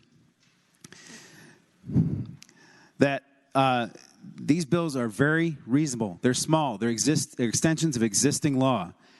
And I think the public would be a lot better served if we toned down the hyperbole and focused on the facts and focused on the bill that's in front of us instead of theoretical bills or theoretical scenarios that are never going to happen, that aren't out there, that aren't covered by this. For what purpose the senator from James City County? Senator Norman rise. Mr. President, I rise to speak to the bill. Senator has the floor. In response, as a pretend practicing attorney, I have enormous respect for the Bill of Rights, and I would say to the gentleman that I would welcome locking arms with him and preserving the Bill of Rights as we talk about medical malpractice caps, as we talk about some of the other items that he brought forward.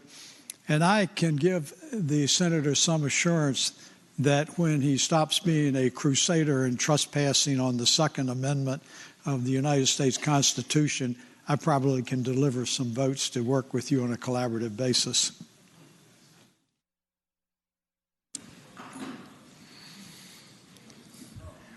The question is, shall Senate Bill 35 pass? All in favor of the motion will record their vote aye. Those opposed, no. Are the senators ready to vote? Have all the senators voted? Do any senators desire to change their vote? Clerk, close the roll. Ayes 21, noes 19. Ayes 21, noes 19. Senate Bill 35 passes. Senate Bill 69, a bill relating to purchase of handguns, limitation on handgun purchases, penalty. Senator from Hampton, Senator Lott. Thank you, Mr. President. I move that Senate Bill 69 pass and speak into that. Senator has the floor. Mr. President, this bill reinstates Virginia's successful one handgun a month law and prohibits individuals from purchasing more than one handgun within a 30-day period. Thank the senator. Do any other senators wish to be heard on Senate Bill 69? What purpose, Senator from James City County? Senator Norman, rise. Mr. President, I rise for purposes of a question, if the gentlelady would be so kind. Will the senator yield for a question? I will, as long as we don't have to speak for an hour. Senator yields. You have the floor. Mr. President, I thank the gentlelady because she was kind enough to respond to a question I asked the other day about shotguns and rifles remaining excluded from it. But I am curious about the punitive measures on this, and I understand that if there's a violation, I believe on line 224, it indicates it's a Class 1 misdemeanor. That has not changed, has it, ma'am? It has not. Okay. If the lady would be so generous to answer a second question. Senator Yield for a further question? Yes. Senator Yield, you have the floor. Thank you very much. It was my understanding that part of the new Virginia agenda on criminal justice reform was to move away from minimum mandatory punishments. And as I look at lines 198 and 199, it indicates that under some other provisions of this bill that there would be a Class 4 felony, which I understand, but it also indicates that there is a minimum mandatory period of imprisonment. Is it the intent of the bill to retain the minimum mandatory punishment? Senator has the floor. Mr. President, it is. I thank the lady. Thank the senator. For what purpose is the senator from Rockingham, Senator Obenshain, rise? Mr. President, I rise to speak to the bill. Senator has the floor. Mr. President, I was not going to push button, but this is an important bill that deserves some discussion, although I'm not going to take an hour, I promise. I would point out that while the gentlelady from Hampton explained that this is reinstating the one gun a month gun ban that had previously been adopted in Virginia, there was a more expansive discussion in committee in which some of the rationale and reasons for advancing this bill were discussed, and those that discussion centered around the problems in New York City and other places in the Northeast. It appears that New York City has a former mayor, a guy that some of you may have heard of. I think his name's Bloomberg. Happens to be running for president as a Democrat right now.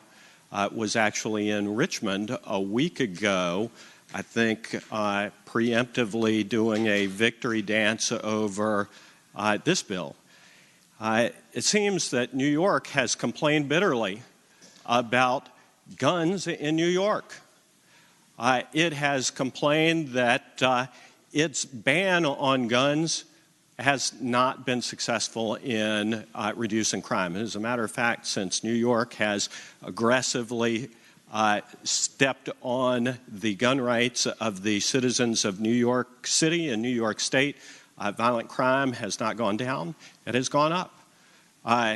The efforts to stop violent crime by passing laws that affect law-abiding citizens to their rights to own and possess and use firearms has not been successful in stopping or cutting violent crime. And New York has looked for somebody to blame for its problems. You may remember in years past, and I'm sure maybe this year we'll see legislation along these lines as well. I mean, another area in which we're blamed for New York's problems is New York, it seems, has adopted one of the highest cigarette taxes in America. And it is complaining bitterly that Virginia is to blame for cigarettes coming into New York that people in New York aren't paying taxes on. So it's our fault that New York isn't collecting taxes on cigarettes. And right again, and we've expended considerable funds and adopted laws to help New York collect its taxes. Right now, we're being asked, demanded, paid for by the former mayor of New York to try and fix their violent crime problem. And they've demanded that Virginia step down, put its foot down on the rights of law-abiding citizens to buy a legal product in the Commonwealth of Virginia. This isn't about Virginia's violent crime. Virginia's violent crime has not gone up since the repeal of this misguided legislation. It has not gone up. Virginia has done a good job of adopting policies that have been bipartisan policies, the result of cooperation in this body and the body down the hall between Republicans and Democrats to adopt evidence-based approaches to keep Virginians safer. This is not about keeping Virginians safer. This is about giving in to the demands of a New York politician that we help bail them out, once again, of another problem of their own making. And we should not sacrifice the rights of law-abiding Virginians just to solve New York City's problems. I would ask that we vote no on this misguided piece of legislation. Thank you, Senator. For what purpose, Senator from Hampton? Senator Locke, rise. You want to go next or do you want to go last? Okay. For what purpose, Senator from Alexandria? Senator Eben, rise. Yes, Mr. President, speaking very briefly to the bill. Senators, the floor. First, I think it's a mischaracterization to suggest that a former mayor of New York is the reason that we're passing this bill, a reasonable measure that restores a law that worked for 19 years, from 1993 to 2012. We know that a Virginian still dies about once every 9 hours from gun violence, and that's too many. Now, the law worked just fine in limiting the number of guns that flow into the hands of criminals. It didn't infringe on anyone's Second Amendment rights. 12 guns a year seems to work out fine for most people, 12 handguns. And in 1995, the Crime Commission looked back to see if our law was working. He found that Virginia had fallen from 1st to 8th on a list of states identified as the largest sources of handgun trafficking. We're now back in the top 3. And I do care about our neighboring states. I'm sorry.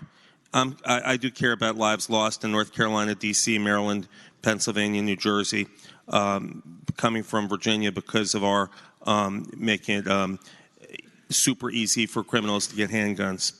And I think it's important to know the number of those guns found at crime scenes in other states rose from 1,465 in 2011 to 2,442 in 2018. I think we should just reinstate the law. It works, and there's no reason not to. I think we can still provide enough guns to law-abiding Second Amendment citizens. Thank you, Senator. For what purpose is the senior senator from Fairfax, Senator Saslaw, rise? Mr. President, to speak to the bill. Senator, it's the floor. I was here back in 93, well, 1993, okay? I saw what you were thinking, Senator Stanley. And Governor Wilder was the one that asked for the bill. And if I'm not mistaken, I think Senator Stolley, Senator Norman were two of the principal carriers of that bill. And we were told that 53% of the handguns at the crime scene in New York, the crime scene, were traced back to Virginia. 2 years after that bill went into effect, that number had fallen to 32%. Okay? It was happening. Make no mistake about it. They were coming from here. We haven't, listen to Senator Obenshain, we haven't banned the purchase of guns. We haven't, as far as infringing on the rights, the Second Amendment rights, that law was in effect for 19 years. That means that during that period, you could have purchased, these infringed people could have purchased 228 handguns. Now, I maintain that if 228 handguns isn't enough for you, there's something gone terribly wrong in your life. That's a lot of handguns. I don't know about the constituents in Senator Obenshain's district. I'm guessing that each household, based on what he said, and we repealed that law in 2012, so my guess would be since then most of your households have probably bought 84 handguns each. So, you hear a talk about us infringing on law-abiding citizens. That guy out in Nevada was a law-abiding citizen until he pulled the trigger. The guy that walked into Walmart last year and killed 23 people was a law-abiding citizen until he pulled the trigger. The Tree of Life Synagogue in Pittsburgh, law-abiding citizen until he pulled the trigger. They're all law-abiding citizens. Something obviously has gone haywire in their life to get to the point where they are. But this hardly is a major onerous burden on anybody here in Virginia. I don't travel in circles of people who buy, an average of 12 handguns a year, or as of the last 7 years could have bought 100 handguns a year. We're not infringing on any law-abiding citizen's right. They can still buy that handgun. They can buy 12 a year. And keep in mind, it doesn't apply to rifles. It only applies to handguns. People usually don't go into a 7-Eleven and hold it up with a rifle. Use a handgun. So therein lies the problem. We had this in effect for 19 years. And quite frankly, we should have never repealed it. I think it was in 2012. So we're not breaking new ground, and 12 handguns a year is more than enough for most citizens. If you need more than that, go to Texas. They don't have any laws. Okay. Thank you, Senator. For what purpose is the Senator from Prince William County? Senator McPike rise. Thank you, Mr. President. Rise to speak in favor of the bill, and I'll be brief. Senator has the floor. It is to correct some of the factual inaccuracies from the other side, that it's from somewhere else. The impact of legislation won't do much. I've heard lots of other stories about it. And to provide some actual evidence and fact. In fact, from a murderer right here in Virginia that killed Virginians. In fact, the Charles Severance murder, murdering Nancy Dunning, Luthan Lodato, as well as Ronald Kirby, in fact, bought a sequence of small handguns, 221 or 5-shot mini revolver from North American Arms. And in fact, he bought them but did not receive them in sequence because of one gun a month. So in fact, the law, when it existed, worked. The gentleman was using small handguns, knocking on doors, killing people, but he had a delay of receipt of a firearm. So there is evidence I'll offer to the other side as in fact, and of those who the law may have prevented from future murder, in fact. And so I ask that the body speak to evidence and facts that are a part of unfortunate cases that have existed, and we should pass this measure. Thank you, Mr. President. Thank the Senator. For what purpose is Senator from Lynchburg? Senator Peake rise. Yes, sir. Thank you, Mr. President. I rise to speak to the bill. Thank the Senator. You have the floor. Thank you, Mr. President. Briefly, I'm not one. I have several firearms. I do not have an arsenal of firearms. That's really not the issue when we're talking about the Bill of Rights, the first 10 commandments to the Constitution of the United States of America.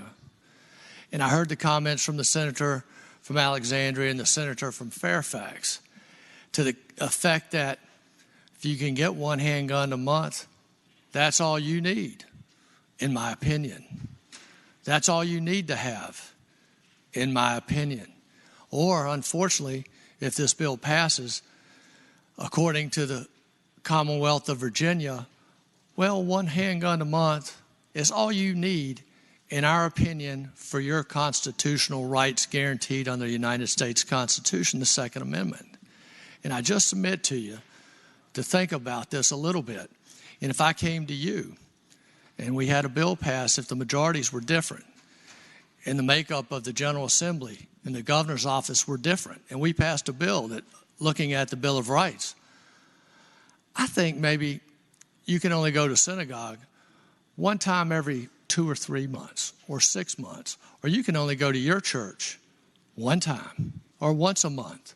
Or if you don't go to church at all, I think you should go to church every Sunday, 52 weeks a year. I think everyone should do that. These are the same rights. First Amendment, Second Amendment. I think you should only talk to the press maybe twice a year. It's more than enough for a lot of us.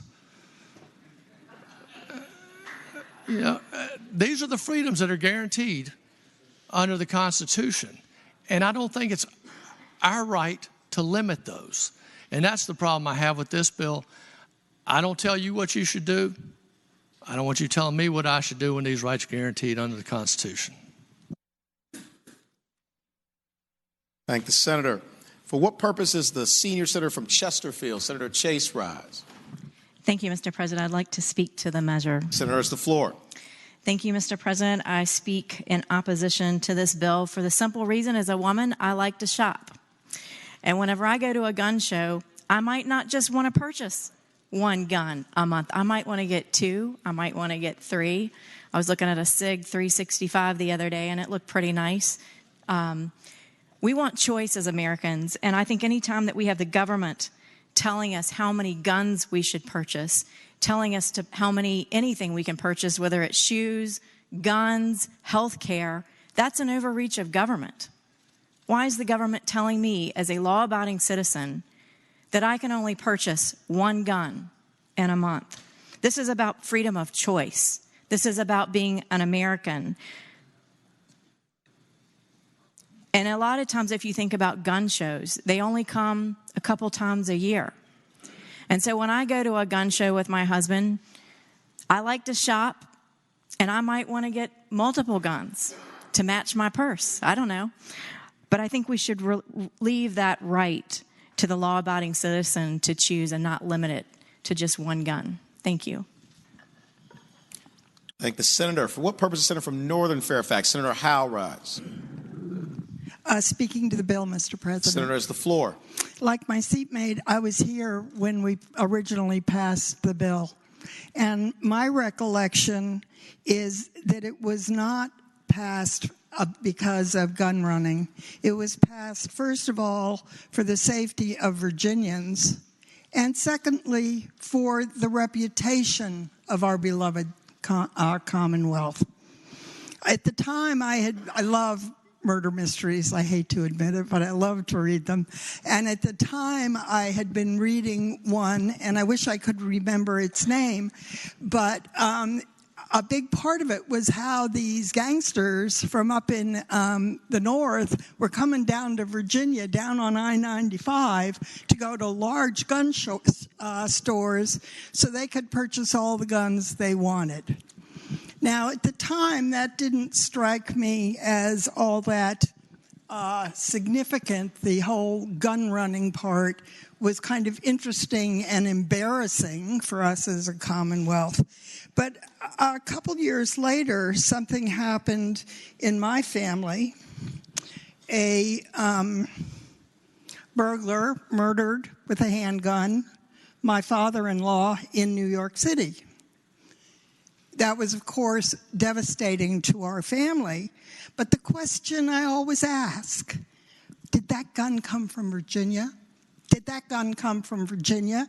Quite likely it did, if you look at the statistics. So, Mr. President, I certainly hope we'll pass this. Thank the senator. Do any other senators wish to be heard regarding Senate Bill 69? Seeing none, Senator from Hampton, Senator Lott. Mr. President, finally, if no one else wishes to speak. Senator has the floor. Mr. President, let's not kid ourselves in making this about New York or Michael Bloomberg. That's not what this is about. The ATF data showed that 35% of all guns seized in criminal investigations in the Northeast and purchased prior to July 1993 could be traced back to Virginia. After the one handgun a month law took effect, only 16% could be traced back to Virginia, a 54% reduction in the number of Virginia guns recovered in criminal investigations in the Northeast.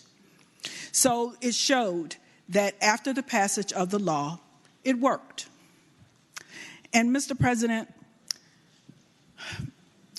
another one of my heroes was Fannie Lou Hamer, a civil rights activist from the 1960s.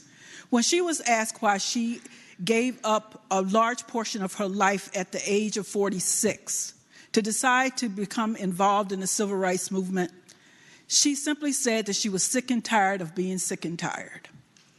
Well, Mr. President, I'm sick and tired of being sick and tired.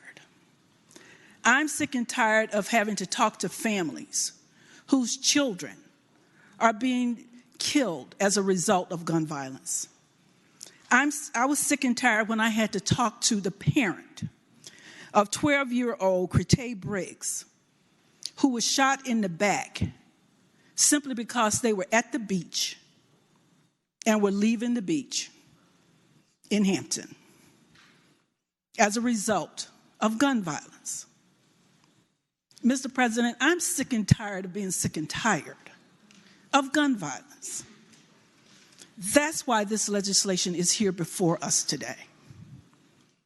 And Mr. President, what I'm also sick and tired of being sick and tired of is coming here in July and sitting here on this floor and waiting around to leave after 30 minutes of doing nothing. Of us doing nothing, no debate, no discussion, nothing. and going back to my district and telling people we wasted your money because there was nothing forthcoming with regard to addressing gun violence in our community.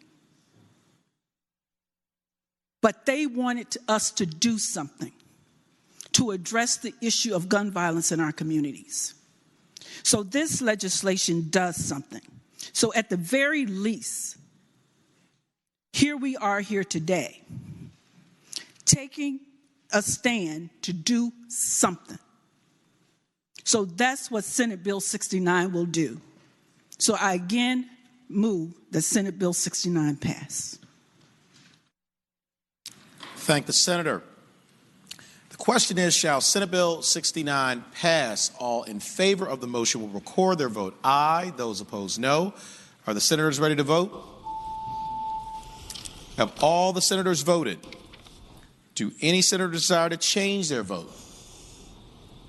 Clerk will close the roll. Ayes 21, noes 19. Ayes 21, noes 19. Senate Bill 69 passes. Senate Bill 70, a bill relating to firearm sales, criminal history record information check penalty. Senator from Portsmouth, Senator Thank you, Lucas. Mr. President. I move that Senate Bill 70 pass. And speaking to that, Senator has the floor. yes, sir. Mr. President, this bill would establish a universal background check system in Virginia by requiring criminal history record checks for firearms as indicated in the substitute of the bill. And with that, Mr. President, I renew my motion that the bill pass. I thank the senator. Do any other senators wish to be heard regarding Senate Bill 70?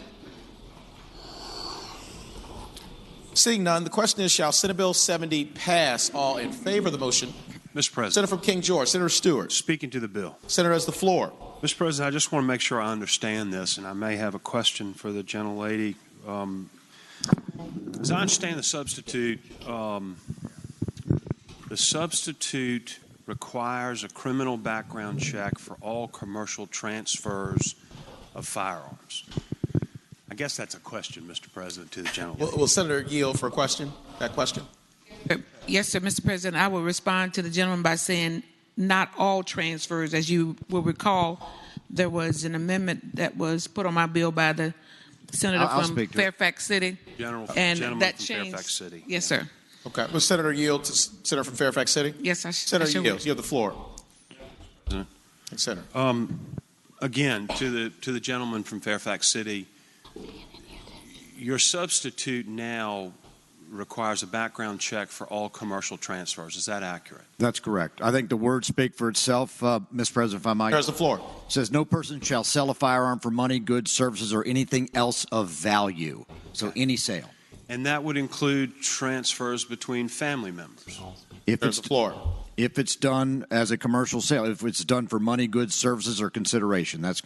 So, Mr. President, Further question. So if I try to teach my children good habits in life, and one of the first things I taught them was to work, and they have to earn their own money and buy their own things. And if I don't want to give them something, I want to buy it and make them pay for it. I can't do that under this unless I have a background check. Is that correct? Senator has the floor. That is incorrect. The word commercial sale, a sale is defined in the code. A sale is something that's given for consideration of value. Correct. A transfer between family members, say, for example, I give my child a gift, and in return, I let her live in my house and I provide her meals. That's not a commercial transaction. That's not a sale. That's a gift. So the senator is incorrect. Mr. President. Further question? Another question. I apologize. I did not state my question very well. If I make my child pay me for that gun, that is a commercial transfer because that is valuable consideration given for the gun. Senator has the floor. I respond to the gentleman. Any sale. Okay. In other words, if I make my child pay $100 for the weapon, any sale is covered by this statute. And the reason for the substitute was to make a bright line rule that a transfer, which was to say a non-monetary transfer, a gift or a exchange between friends or between family members, is not covered by the statute, but any sale is covered by the statute.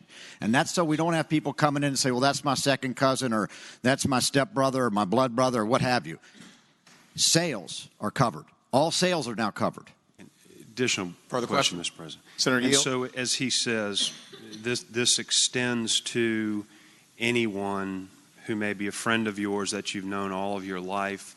You know their background. You know everything. And Mr. President, my next question would be, does this extend to a shotgun commonly used to duck hunt? I know my friend from Fairfax City is a duck hunter. Would this include a shotgun to duck hunt with? Senator has the floor. I would tell the gentleman, and at the risk of being repetitive, if it's a sale, if you have an exchange of goods or money, then yes, it would be covered. Sales are covered. So this Further gun question? then extends to more than just handguns, rifles, the things that we commonly see people do harm with, but now all the hunting guns and all the hunters in the Commonwealth, if they have transfers between themselves, if I buy a shotgun from my friend, we've got to go to Richmond and have a background check. Senator has the floor. Well, I would answer the gentleman that you don't have to go to Richmond for a background check. There's a whole code section on how you can do that. I would simply say the law as it is right now is if you buy a shotgun, and I bought one over Christmas, you go through a background check. You go to Dick's or Walmart or any of those stores, you go through a background check. What we're saying is if there's a commercial sale, whether you go to Walmart or Dick's or whether you sell to your friend, there has to be a background check. That is the only way we're going to have, quote, universal background checks. And that's what we've been asking for. That's what we've been telling people. This will make it happen. Mr. President, one other question. Further question? The gentleman is aware that there's a vast part of Virginia beyond Fairfax City, and that in rural Virginia, I assume that he is aware that people buy guns from each other, and these are people that have known each other all their lives.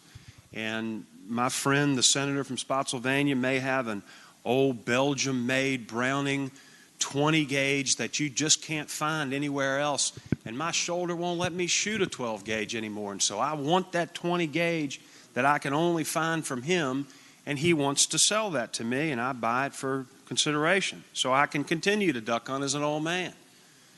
My question is this: if we're going to have that background check done, and say we have that background check done somewhere through some possible mechanism, and I'm hunting 6 months later, and the game warden checks my license and checks everything, and he says, "Where'd you get that gun?" And I say, "Well, I bought it from my friend Bryce Reeves." And he says, "Where's your background check?" And I say, "What do you mean? I got a background check done." What do I do? That's my question, Mr. President. What do I do? How do I prove to this game warden that I complied with the law and I had a background check? Senator has the floor. Well, I'd answer the gentleman. He started off with, was I aware that there was another part of Virginia outside of Fairfax County? Or Fairfax City. I don't live in Fairfax County, by the way. But the answer is yes, I do. And I have family from, my great-grandfather's from Saluda, my family all over the state. And I've had a lot of them call me about this legislation, by the way. And I talked to all of them. Yes, I'm aware of it. But here's the point.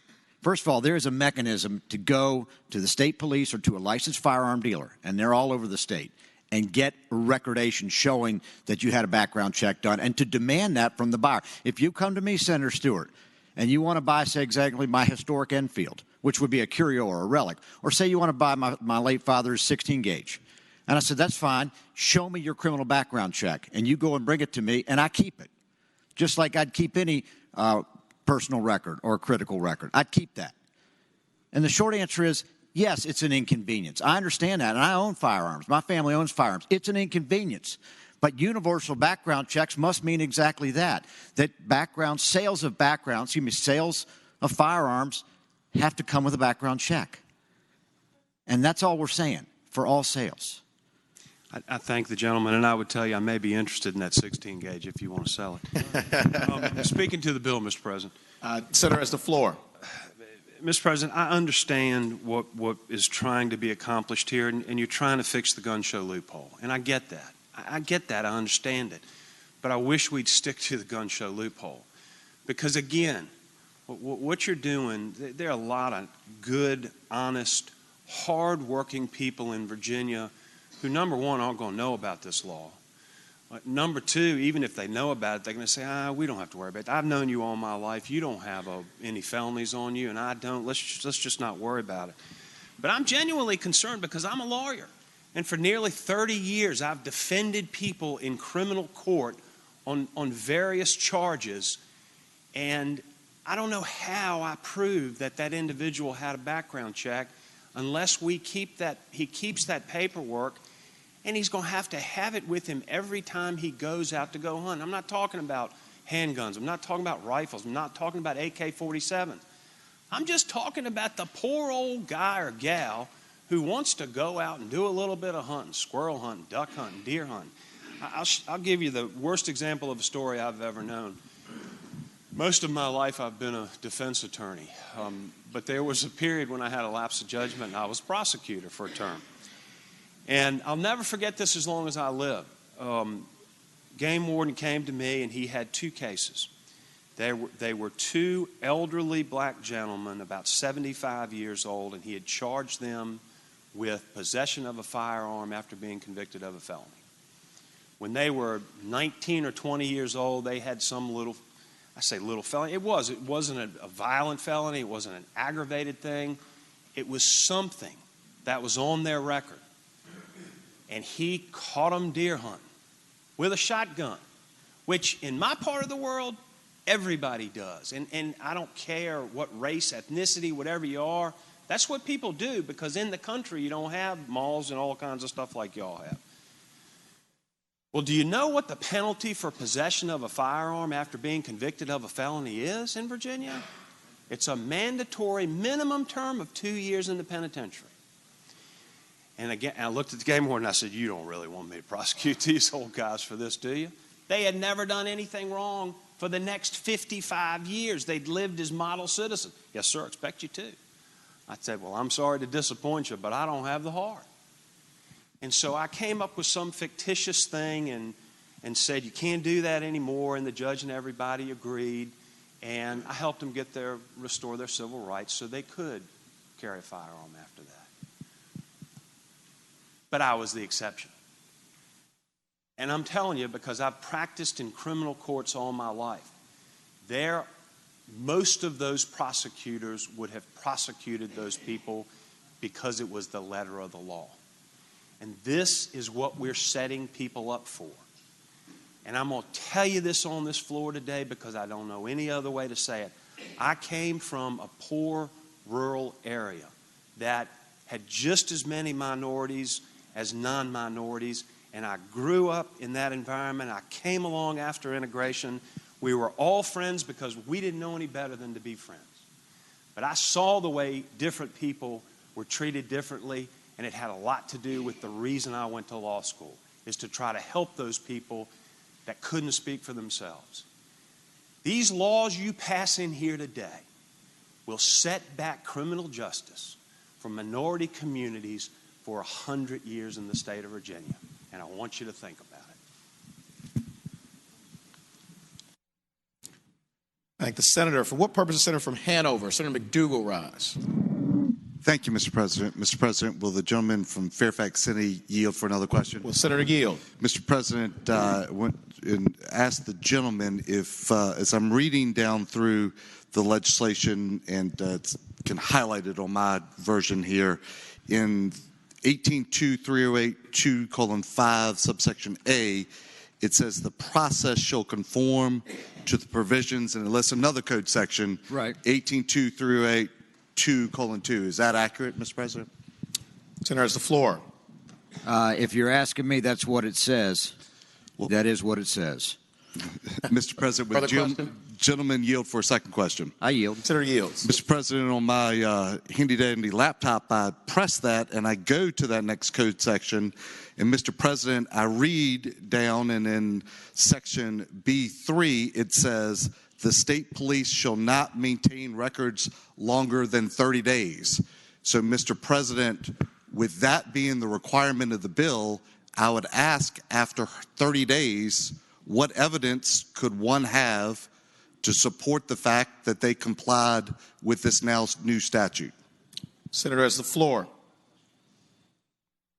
All right, I'm looking for the 30 days. Which line is that, the 30 days? Mr. President, I would tell the gentleman in 18.238, period 2, colon 2, which is in the bill, you go down to section B3, and it says in B3, except as required by subsection D 9.132, which has to do with corrections, the state police shall not maintain records longer than 30 days. If I might answer the gentleman. There's the floor.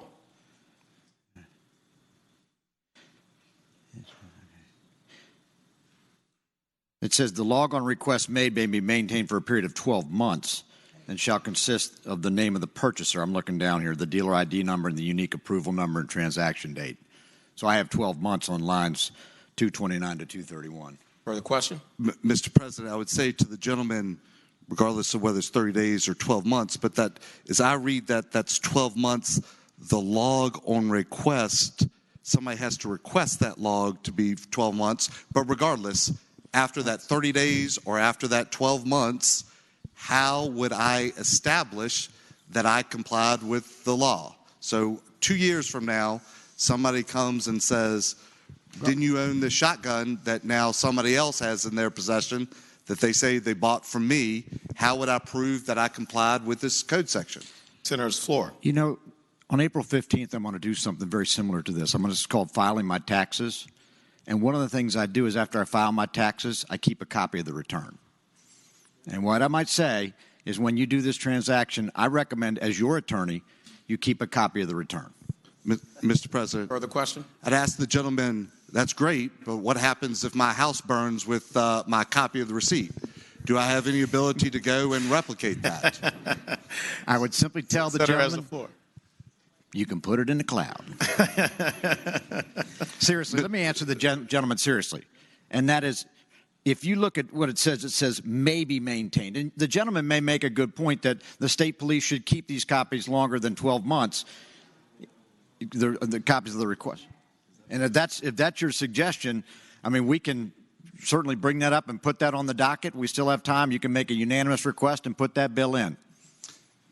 Senator's floor. Mr. President, if that was a question, I would advise the gentleman, the point I'm making is we've set up a statute now whereby if a person tried to comply with the law for whatever reason, did not get, and we don't even know that the state police will give a receipt because that provision is yet to be determined back to them.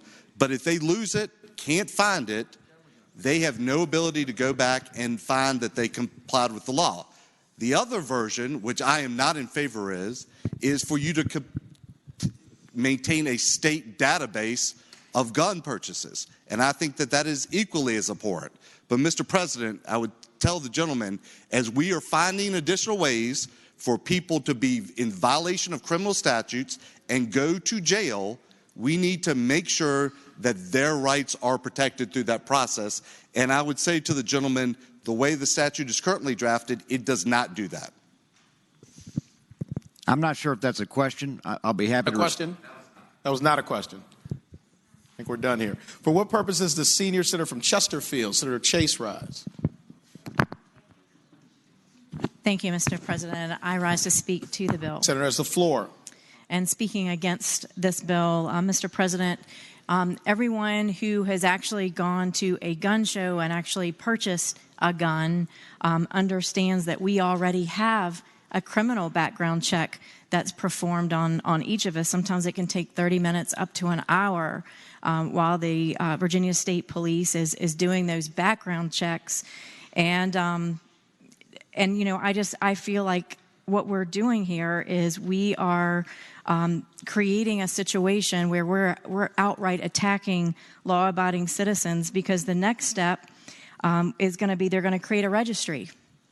And then we know what happens after the registry is we could end up going towards confiscation if we have people in office who may desire to have nefarious ideas of restricting law-abiding citizens' ability to protect themselves. Maybe they're scared of guns. They haven't educated themselves on the process. And that is my ultimate concern. When I ran for office this year, I talked about we had two choices this year on the ballot. We had prosperity versus socialism. Mr. President, I fear that this bill here for universal background checks is creating that path towards socialism. The first thing we're going to do is we're going to create this registry, and then we are going to create citizens and turn them into felons. Why is that, Mr. President? Are we trying to create felons so we can take away their ability to vote, so those who are not supportive of the Second Amendment can no longer vote on these issues? You know, I'm really concerned more about the end game than we are the starting point here, Mr. President. For that reason, I'll have to vote against this bill. Thank you.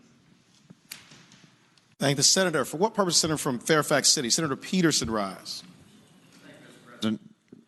And I'd like to just speak briefly, and I answered some questions earlier, and I really hesitate to trespass on time because I'm not necessarily the most knowledgeable guy on these issues, but let me just from a couple points. First of all, federal firearms dealers keep records of requests, and they keep it for as long as they can. They keep it pursuant to federal law. So let me make that in terms of record preservation. Two, we were the ones that put limits on the state police holding records because we didn't want a registry. So those limits are in the code because we put them there. And if we want to take them out because we think it makes it harder to prove these cases or easier or what have you, that's up to us. Third, anytime somebody's charged with a crime, let me tell you, there's something called presumption of innocence. State's got to come forward with the evidence to prove the case. There's a lot of good attorneys in this body that know that. Fourth, I reduced this. No one's talked about this yet. This was originally a Class 6 felony.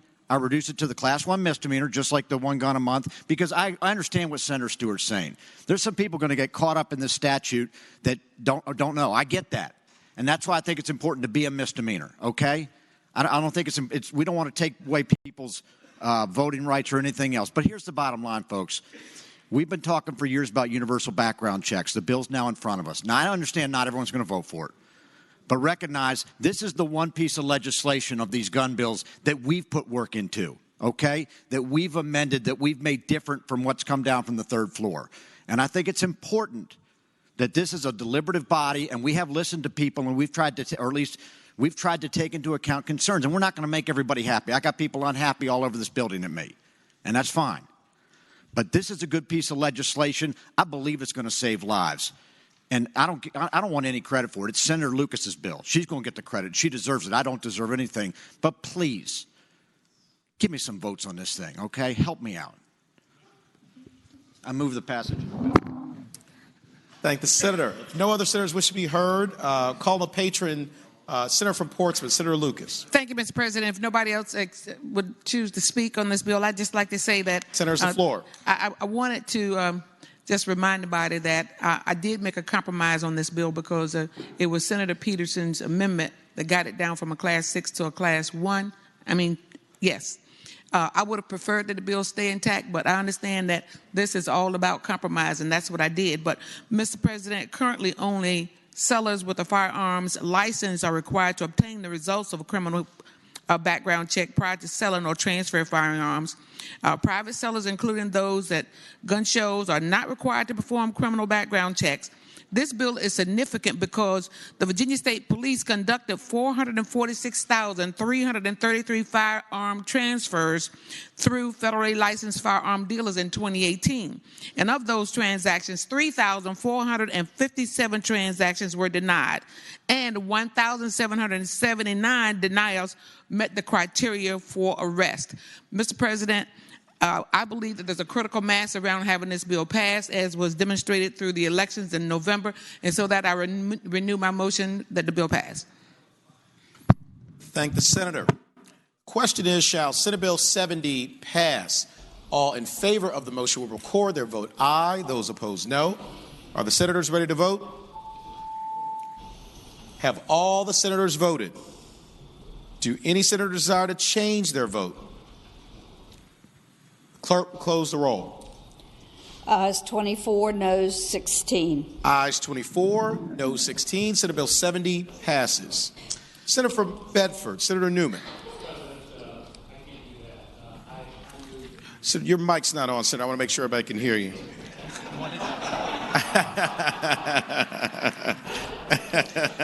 Mr. President.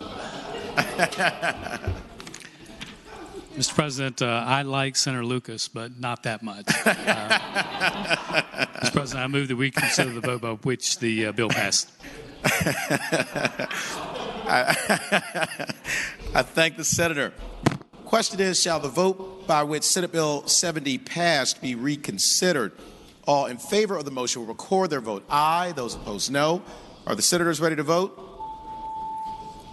Have all the senators voted? Do any senators desire to change their vote? The clerk will close the roll. Ayes 40, noes 0. Ayes 40, noes 0. The motion is agreed to. Senator for Portsmouth, Senator Lucas. Thank you, Mr. President. And I do understand that Senator Newman's love and my love for each other stops at the door of these gun bills. And so with that, I can't move that the bill pass. I thank the senator. The question is, shall Senate Bill 70 pass? All in favor of the motion will record their vote aye. Those opposed, no. Are the senators ready to vote? Have all the senators voted? Do any senators desire to change their vote? The clerk will close the roll. Ayes 23, noes 17. Ayes 23, noes 17. Senate Bill 70 passes. Senate Bill 225, a bill relating to removal of dangerous roadside vegetation, local option. Senator from King George, Senator Stewart. Thank you, Mr. President. I would move the bill pass and speak into the measure. Senator has the floor. Mr. President, we can take a break from guns now and talk about another serious topic. As I introduce the young folks up in the gallery today called Changing Stafford's Roads, I want to give them credit for Senate Bill 225. And we talked a little bit about it yesterday as I offered an amendment. But what this bill very simply does is it allows the locality to either ask a citizen to cut the vegetation 5 feet back from the pavement, or it allows the locality to do it themselves. It no longer allows the locality to bill that citizen for doing it. And the genesis of this is a young lady who was 17 years old by the name of Helen Wang in Stafford was coming out of a road called Kellogg Mill Road, and the intersection was blocked by vegetation to the extent that she couldn't see. There had been numerous calls to have that cleared and fixed, but as she pulled out, even though she couldn't see, a dump truck ran over and killed her, and it was a sad, tragic thing. But these young folks, who are all high school students and were friends of hers, took it upon themselves to turn that into their mission to fix the roads so that this wouldn't happen to another Helen Wang. And they affectionately named this Helen's Law. All I can tell you is I'm really proud of these young people. You know, so many times we hear people complain, we hear them get frustrated, but they don't do anything. And despite the fact that they were mourning for their friend, they gathered themselves together and they petitioned their representatives. There's going to be another one coming from the House side, from the new delegate, Josh Cole, from Fredericksburg, and we're both carrying these same bills. They lobbied us, they petitioned us.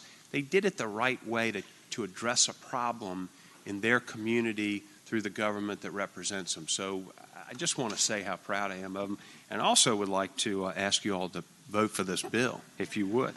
Thank you, Mr. President. Thank the senator. Do any other senators wish to be heard with regard to Senate Bill 225? Seeing none, the question is, shall Senate Bill 225 pass? All in favor of the motion will record their vote aye. Those opposed, no. Are the senators ready to vote? Have all the senators voted? Do any senators desire to change their vote? The clerk, close the roll. Ayes 37, noes 3. Ayes 37, noes 3. Senate Bill 225 passes. Senate Bill 292, a bill relating to Board of Zoning Appeals dual office holding. Senator from Bath, Senator Deeds. Mr. President, I move the bill pass. It's hard in rural areas to get election workers. The purpose of this bill is to allow a member of a local Board of Zoning Appeals to serve as an officer of elections. It's a request of the Albemarle County electoral board. Thank the senator. Do any other senators wish to be heard with regard to Senate Bill 292? Seeing none, the question is, shall Senate Bill 292 pass? All in favor of the motion will record their vote aye. Those opposed, no. Are the senators ready to vote? Have all the senators voted? Do any senators desire to change their vote? Clerk will close the roll. Ayes 39, noes 1. Ayes 39, noes 1. Senate Bill 292 passes. Senate Bill 340, a bill relating to cutting of overgrown vegetation, local authority. Senator from Hampton, Senator Locke. Thank you, Mr. President. I move that Senate Bill 340 pass, and speaking to that. Senator has the floor. The bill authorizes any locality within Planning District 23 to include provisions for cutting overgrown trees, shrubs, and other such vegetation in an ordinance requiring certain landowners to cut the grass, weeds, and other foreign growth. The code currently allows local governments to regulate only certain types of overgrown vegetation. This leaves a gap in state authority which prevents local governments from regulating overgrown trees, shrubs, and other vegetation that cannot be classified as foreign growth. This lack of authority results in the continuing negative presence of overgrown trees, shrubs, and vegetation. This is both unsightly in appearance and poses a safety risk in that it reduces sight lines from the street to view primary structure on the property. Without eyes on the street, code enforcement and public safety officials have difficulty observing conditions that may be a danger to or public nuisance to the community. So this bill will provide a local option for localities within Planning District 23. So I move that the bill pass. I thank the senator. Do any other senators wish to be heard with regard to Senate Bill 340? Seeing none, the question is, shall Senate Bill 340 pass? All in favor of the motion will record their vote aye. Those opposed, no. Are the senators ready to vote? Have all the senators voted? Do any senators desire to change their vote? Clerk, close the roll. Ayes 33, noes 7. Ayes 33, noes 7. Senate Bill 340 passes. Uncontested calendar, Senate bills on second reading. Senior Senator from Fairfax, Senator Saslaw. Mr. President, I move that the Senate bills on second reading on the uncontested calendar on page 4, that's Senate Bill 647 through 233, be advanced to their engrossment and third reading in a block after the adoption of any amendments thereto. And any senator desiring to remove a bill from a block, please do so after the clerk has read the number of the bill. Thank the senator. The question is, shall all Senate bills on second reading on the uncontested calendar on page 4, Senate Bill 647 through Senate Bill 233, be engrossed in advance to their third reading in the block after the adoption of any amendments thereto, and that any senator desiring a bill be removed from the block will do so after the clerk has read the number of the bill. All in favor of the motion will say aye. Those opposed, no. The ayes have it. The motion is agreed to. The clerk will read the number of the bills. Senate Bill 647, reported from the Committee on Local Government. Senate Bill 649, reported from the Committee on Local Government. Senate Bill 233, reported from the Committee on Commerce and Labor. The question is, shall the Senate bills be engrossed in advance to the third reading? All in favor of the motion will say aye. Those opposed, no. The ayes have it. The bills are engrossed in advance to their third reading. Regular calendar, Senate bills on second reading. Senate Bill 240, a bill relating to firearms removal from persons posing substantial risk penalties, reported from the Committee on the Judiciary with a substitute. We have a floor substitute, a floor amendment to the committee substitute, a floor substitute, 3 amendments to the second substitute. Thank you, Madam Clerk. Senator from Southern Fairfax, Senator Barker. Mr. President, just to add to the confusion here, but could we take that bill by temporarily? So, without objection, Senate Bill 240 will go by temporarily. Senate Bill 216, a bill relating to health insurance catastrophic plans, reported from the Committee on Commerce and Labor. Senator from Roanoke County, Senator Suderline. Thank you, Mr. President. I move that Senate Bill 216 be engrossed and advanced to its third reading. Thank the senator. The question is, shall Senate Bill 216 be engrossed and advanced to its third reading? All in favor of the motion will say aye. Those opposed, no. The ayes have it. Senate Bill 216 is engrossed and advanced to its third reading. Uncontested calendar, Senate bills on first reading. Senior Senator from Fairfax, Senator Saslaw.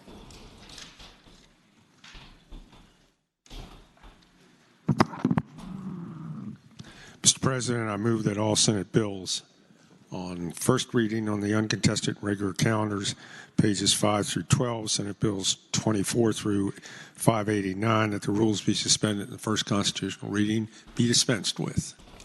Thank the senator. The question is, shall the rules be suspended in the first reading of the titles of Senate bills on the uncontested and regular calendars, pages 5 through 12, Senate Bill 24 through Senate Bill 859 be dispensed with? All in favor of the motion will record their vote aye. Those opposed, no. Are the senators ready to vote? Have all the senators voted? Do any senators desire to change their vote? Clerk, close the roll. Ayes 40, no 0. Ayes 40, no 0. The reading of the titles is dispensed with. Senior Senator from Fairfax, Senator Saslaw. Now I move that those said bills go by for the day. Thank the senator. The question is, shall the Senate bills on the uncontested and regular calendars now on second reading go by for the day? All in favor of the motion will say aye. Those opposed, no. The ayes have it. The bills will go by for the day. Memorial resolutions. Senior Senator from Fairfax, Senator Saslaw. Mr. President, I move that the memorial resolutions on pages 12 and 13, that's HJR 12 through SJR 65, be considered in the block in the usual manner, waiving the reading of the resolutions thereof, with the understanding that any senator desiring to remove a resolution from the block will do so after the clerk has read the title of the resolution. Thank the senator. The question is, shall the memorial resolutions on pages 12 through 13, HJR 12 through SJR 65, be considered in the block in the usual manner, waiving the reading of the resolutions thereof, with the understanding that any senator desiring a resolution be removed from the block will do so after the clerk has read the title of the resolution. All in favor of the motion will say aye. Those opposed, no. The ayes have it. The motion is agreed to. The resolutions are before us in the block. The clerk will read the titles of the memorial resolutions. House Joint Resolution 12, celebrating the life of John Curtis Marion. House Joint Resolution 13, celebrating the life of Ben E. Allen. House Joint Resolution 14, celebrating the life of William Ray Quillen, Jr. House Joint Resolution 15, celebrating the life of Gloria Elizabeth Blair. House Joint Resolution 53, celebrating the life of Ronald Lewis. House Joint Resolution 54, celebrating the life of Nate Evans. House Joint Resolution 60, celebrating the life of Dorcas Ruth Hardy. House Joint Resolution 62, celebrating the life of Claret Helen Vickery. House Joint Resolution 122, celebrating the life of Roland Carroll Smith, Sr. Senate Joint Resolution 4, celebrating the life of Alan Arnold Diamondstein. The senior senator from Fairfax, Senator Saslaw. I'd request that be taken out of the block. Without objection, Senate Joint Resolution 4 will be removed from the block. Senate Joint Resolution 48, celebrating the life of Dorothy Leah Gerber. Senate Joint Resolution 54, celebrating the life of Adolf Schick. Senate Joint Resolution 65, celebrating the life of David I. King. The resolutions will be agreed to in the usual manner. All those in favor of agreeing to the memorial resolutions will please rise.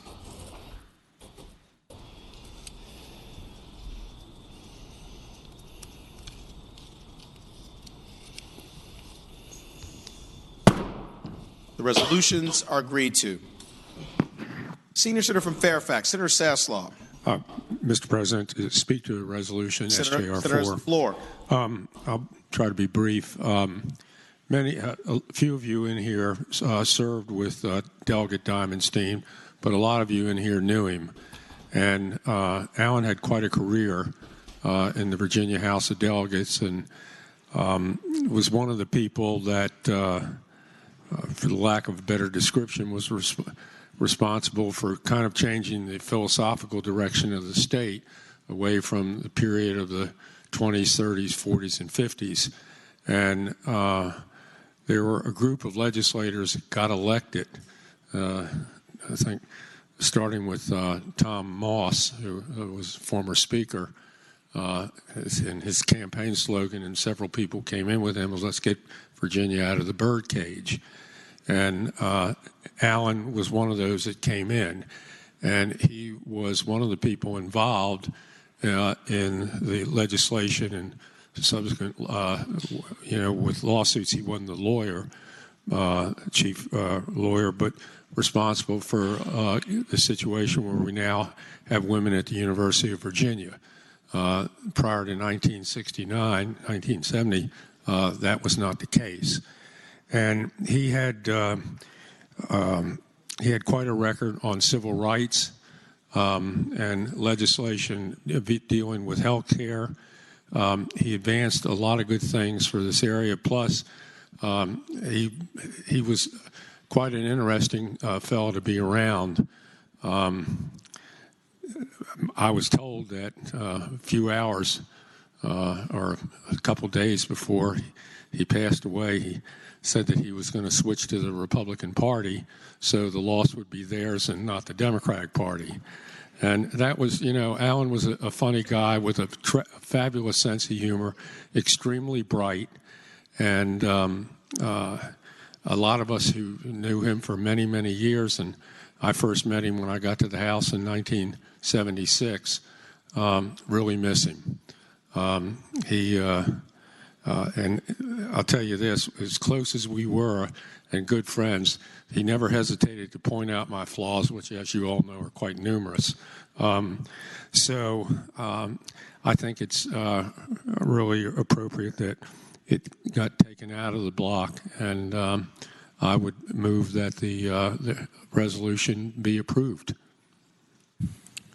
Thank the senator. For what purpose is the senator from James City County, Senator Norman, rise? Thank you, Mr. President. Speaking to the resolution, Senator has the floor. Mr. President, when I was first elected in 1991, I had known Alan Diamondstein for many, many years through my professional association.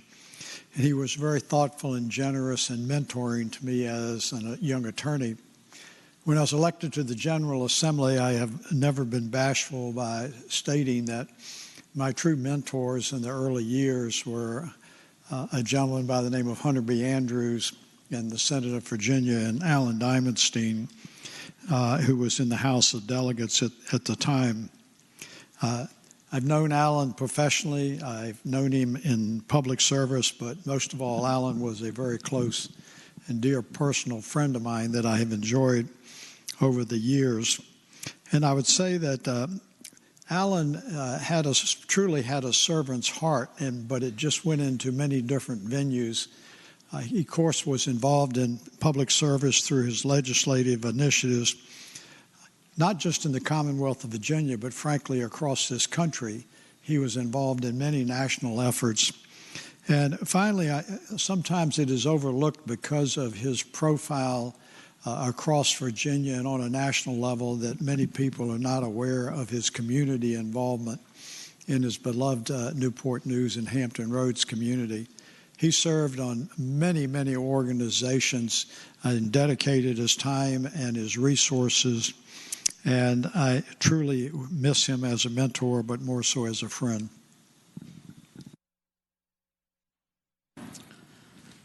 Thank the senator. For what purpose is the junior senator from Richmond City, Senator Morrissey, rise? Thank you, Mr. President. I rise to speak in support of SJR 4. Senator has the floor. Thank you, Mr. President. We've heard from two grand war horses of the Senate, Senators Norman and Saslaw. But let me tell you a story. It was in the latter part of January of 2008, and I had just come to the House of Delegates, and I, of course, had heard of Alan Diamondstein from being in Richmond for a while and the name. But I'm walking down the hall in my first week, and this gentleman comes up, and he's larger than life. And it's, of course, Alan Diamondstein. And he stops me, and he gives some suggestions and asks what I want to accomplish in the House, and we talked. He didn't have to do that. I wasn't known, certainly in the hallways of the House of Delegates, by many, but he took the time and the effort to speak with me, and I'll never forget that. The other memory that I have of him was several years later, I was out at the track in New Kent County, Colonial Downs, and Alan had some doings with the people that were responsible for that. And we sat down, and he asked how things were going, and I said, I'm enjoying the House. And he said, Joe, do you know anything about gambling? I said, Delegate, I don't know a thing about gambling. And he said, well, I do. And he was looking through his list, and he picked out a horse. And he said, I want you to bet this horse. And I said, Delegate Diamondstein, do you know anything about it? And he says, I do. Go ahead and bet that. Bet him to win. How about show? How about placing? No, you bet him to win. I took his advice, and about 10 minutes later, I walked away with about $76 on a $2 bet. Those are some of the memories. But the important thing is he took the time and effort. I saw him up until when we were in Williamsburg and the celebration of our 400th anniversary. And he was there, and he was in a wheelchair. And I looked twice because he was more frail than the last time that I saw him. But I am telling you, he was a gentleman to the very end. And my connections and my contacts with him were memorable, and he will be missed. Thank you, Mr. President. Thank the Senator. Do any other senators wish to be heard regarding Senate Joint Resolution 4? Seeing none, Senate Joint Resolution 4, celebrating the life of Alan Arnold Diamondstein, will be agreed to in the usual manner. All those in favor of agreeing to the memorial resolution will please rise.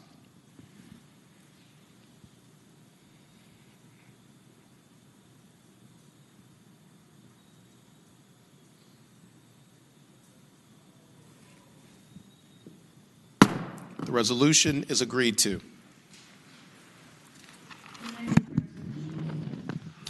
Senior Senator from Fairfax, Senator Saslaw. Mr. President, I move the commending resolutions on pages 14 through 16, that's HAR 5 through SR 1, be considered in a block and voice vote, waiving the reading of the resolutions with the understanding that any senator desiring to remove a resolution from the block will do so after the clerk has read the number of the resolutions. Thank the Senator. The question is, shall the commending resolutions on pages 14 through 16, House Joint Resolution 5 through Senate Resolution 1, be considered in the block by voice vote, waiving the reading of the resolutions with the understanding that any senator desiring a resolution be removed from the block will do so after the clerk has read the number of the resolution. All in favor of the motion will say aye. Aye. Those opposed, no. The ayes have it. The motion is agreed to. The resolutions are before us in the block. The clerk will read the numbers of the resolutions.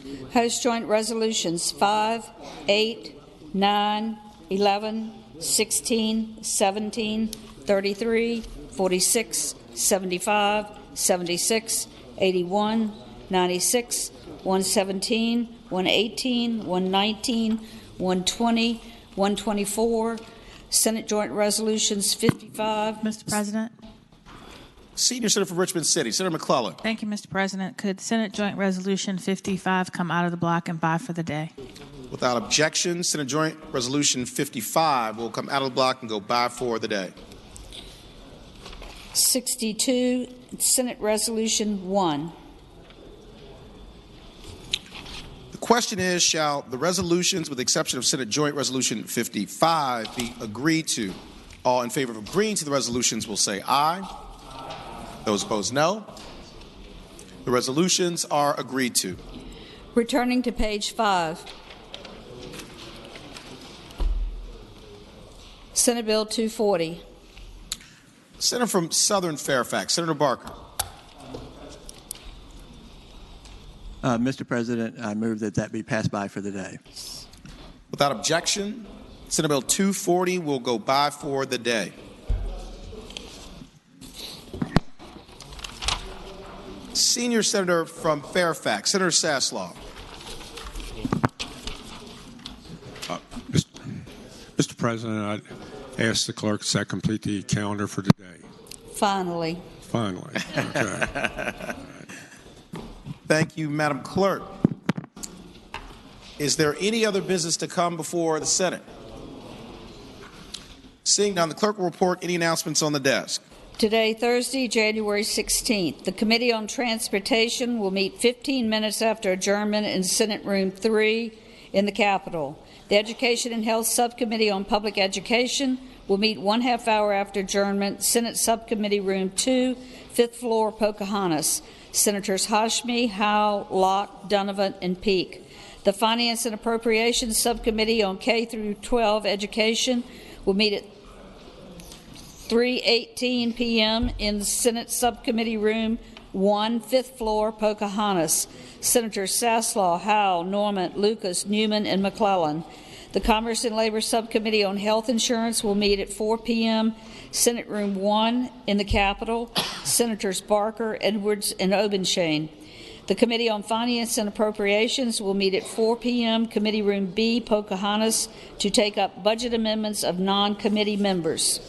Tomorrow, Friday, January 17th, the Finance and Appropriations Subcommittee on Capital Outlay will meet at 8 a.m. Senate Subcommittee Room 1, 5th floor, Pocahontas. Senators Deeds, Norman, Howe, Saslaw, and Locke. The Committee on Rehabilitation and Social Services will meet at 8:30 a.m. Senate Room A, Pocahontas. The Education and Health Subcommittee on Health Professions will meet at 8:30 a.m. Senate Subcommittee Room 2, 5th floor, Pocahontas. Senators Barker, Saslaw, Newman, Edwards, Donovan, Lewis, and Suderline. The Democratic Caucus will meet 1/2 hour before session, Senate Room 1 in the Capitol, and the Republican Caucus will meet 1/2 hour before session in Senate Room 2, the Capitol. Thank you, Madam Clerk. Call a senator from Portsmouth, Senator Lucas. Mr. President, I move that the Senate do now adjourn until 11 o'clock tomorrow. Thank the senator. The question is, shall the Senate stand adjourned until 11 a.m. tomorrow? All in favor of the motion will say aye. Aye. Those opposed, no. The ayes have it. The motion is agreed to. The Senate stands adjourned until 11 a.m. tomorrow.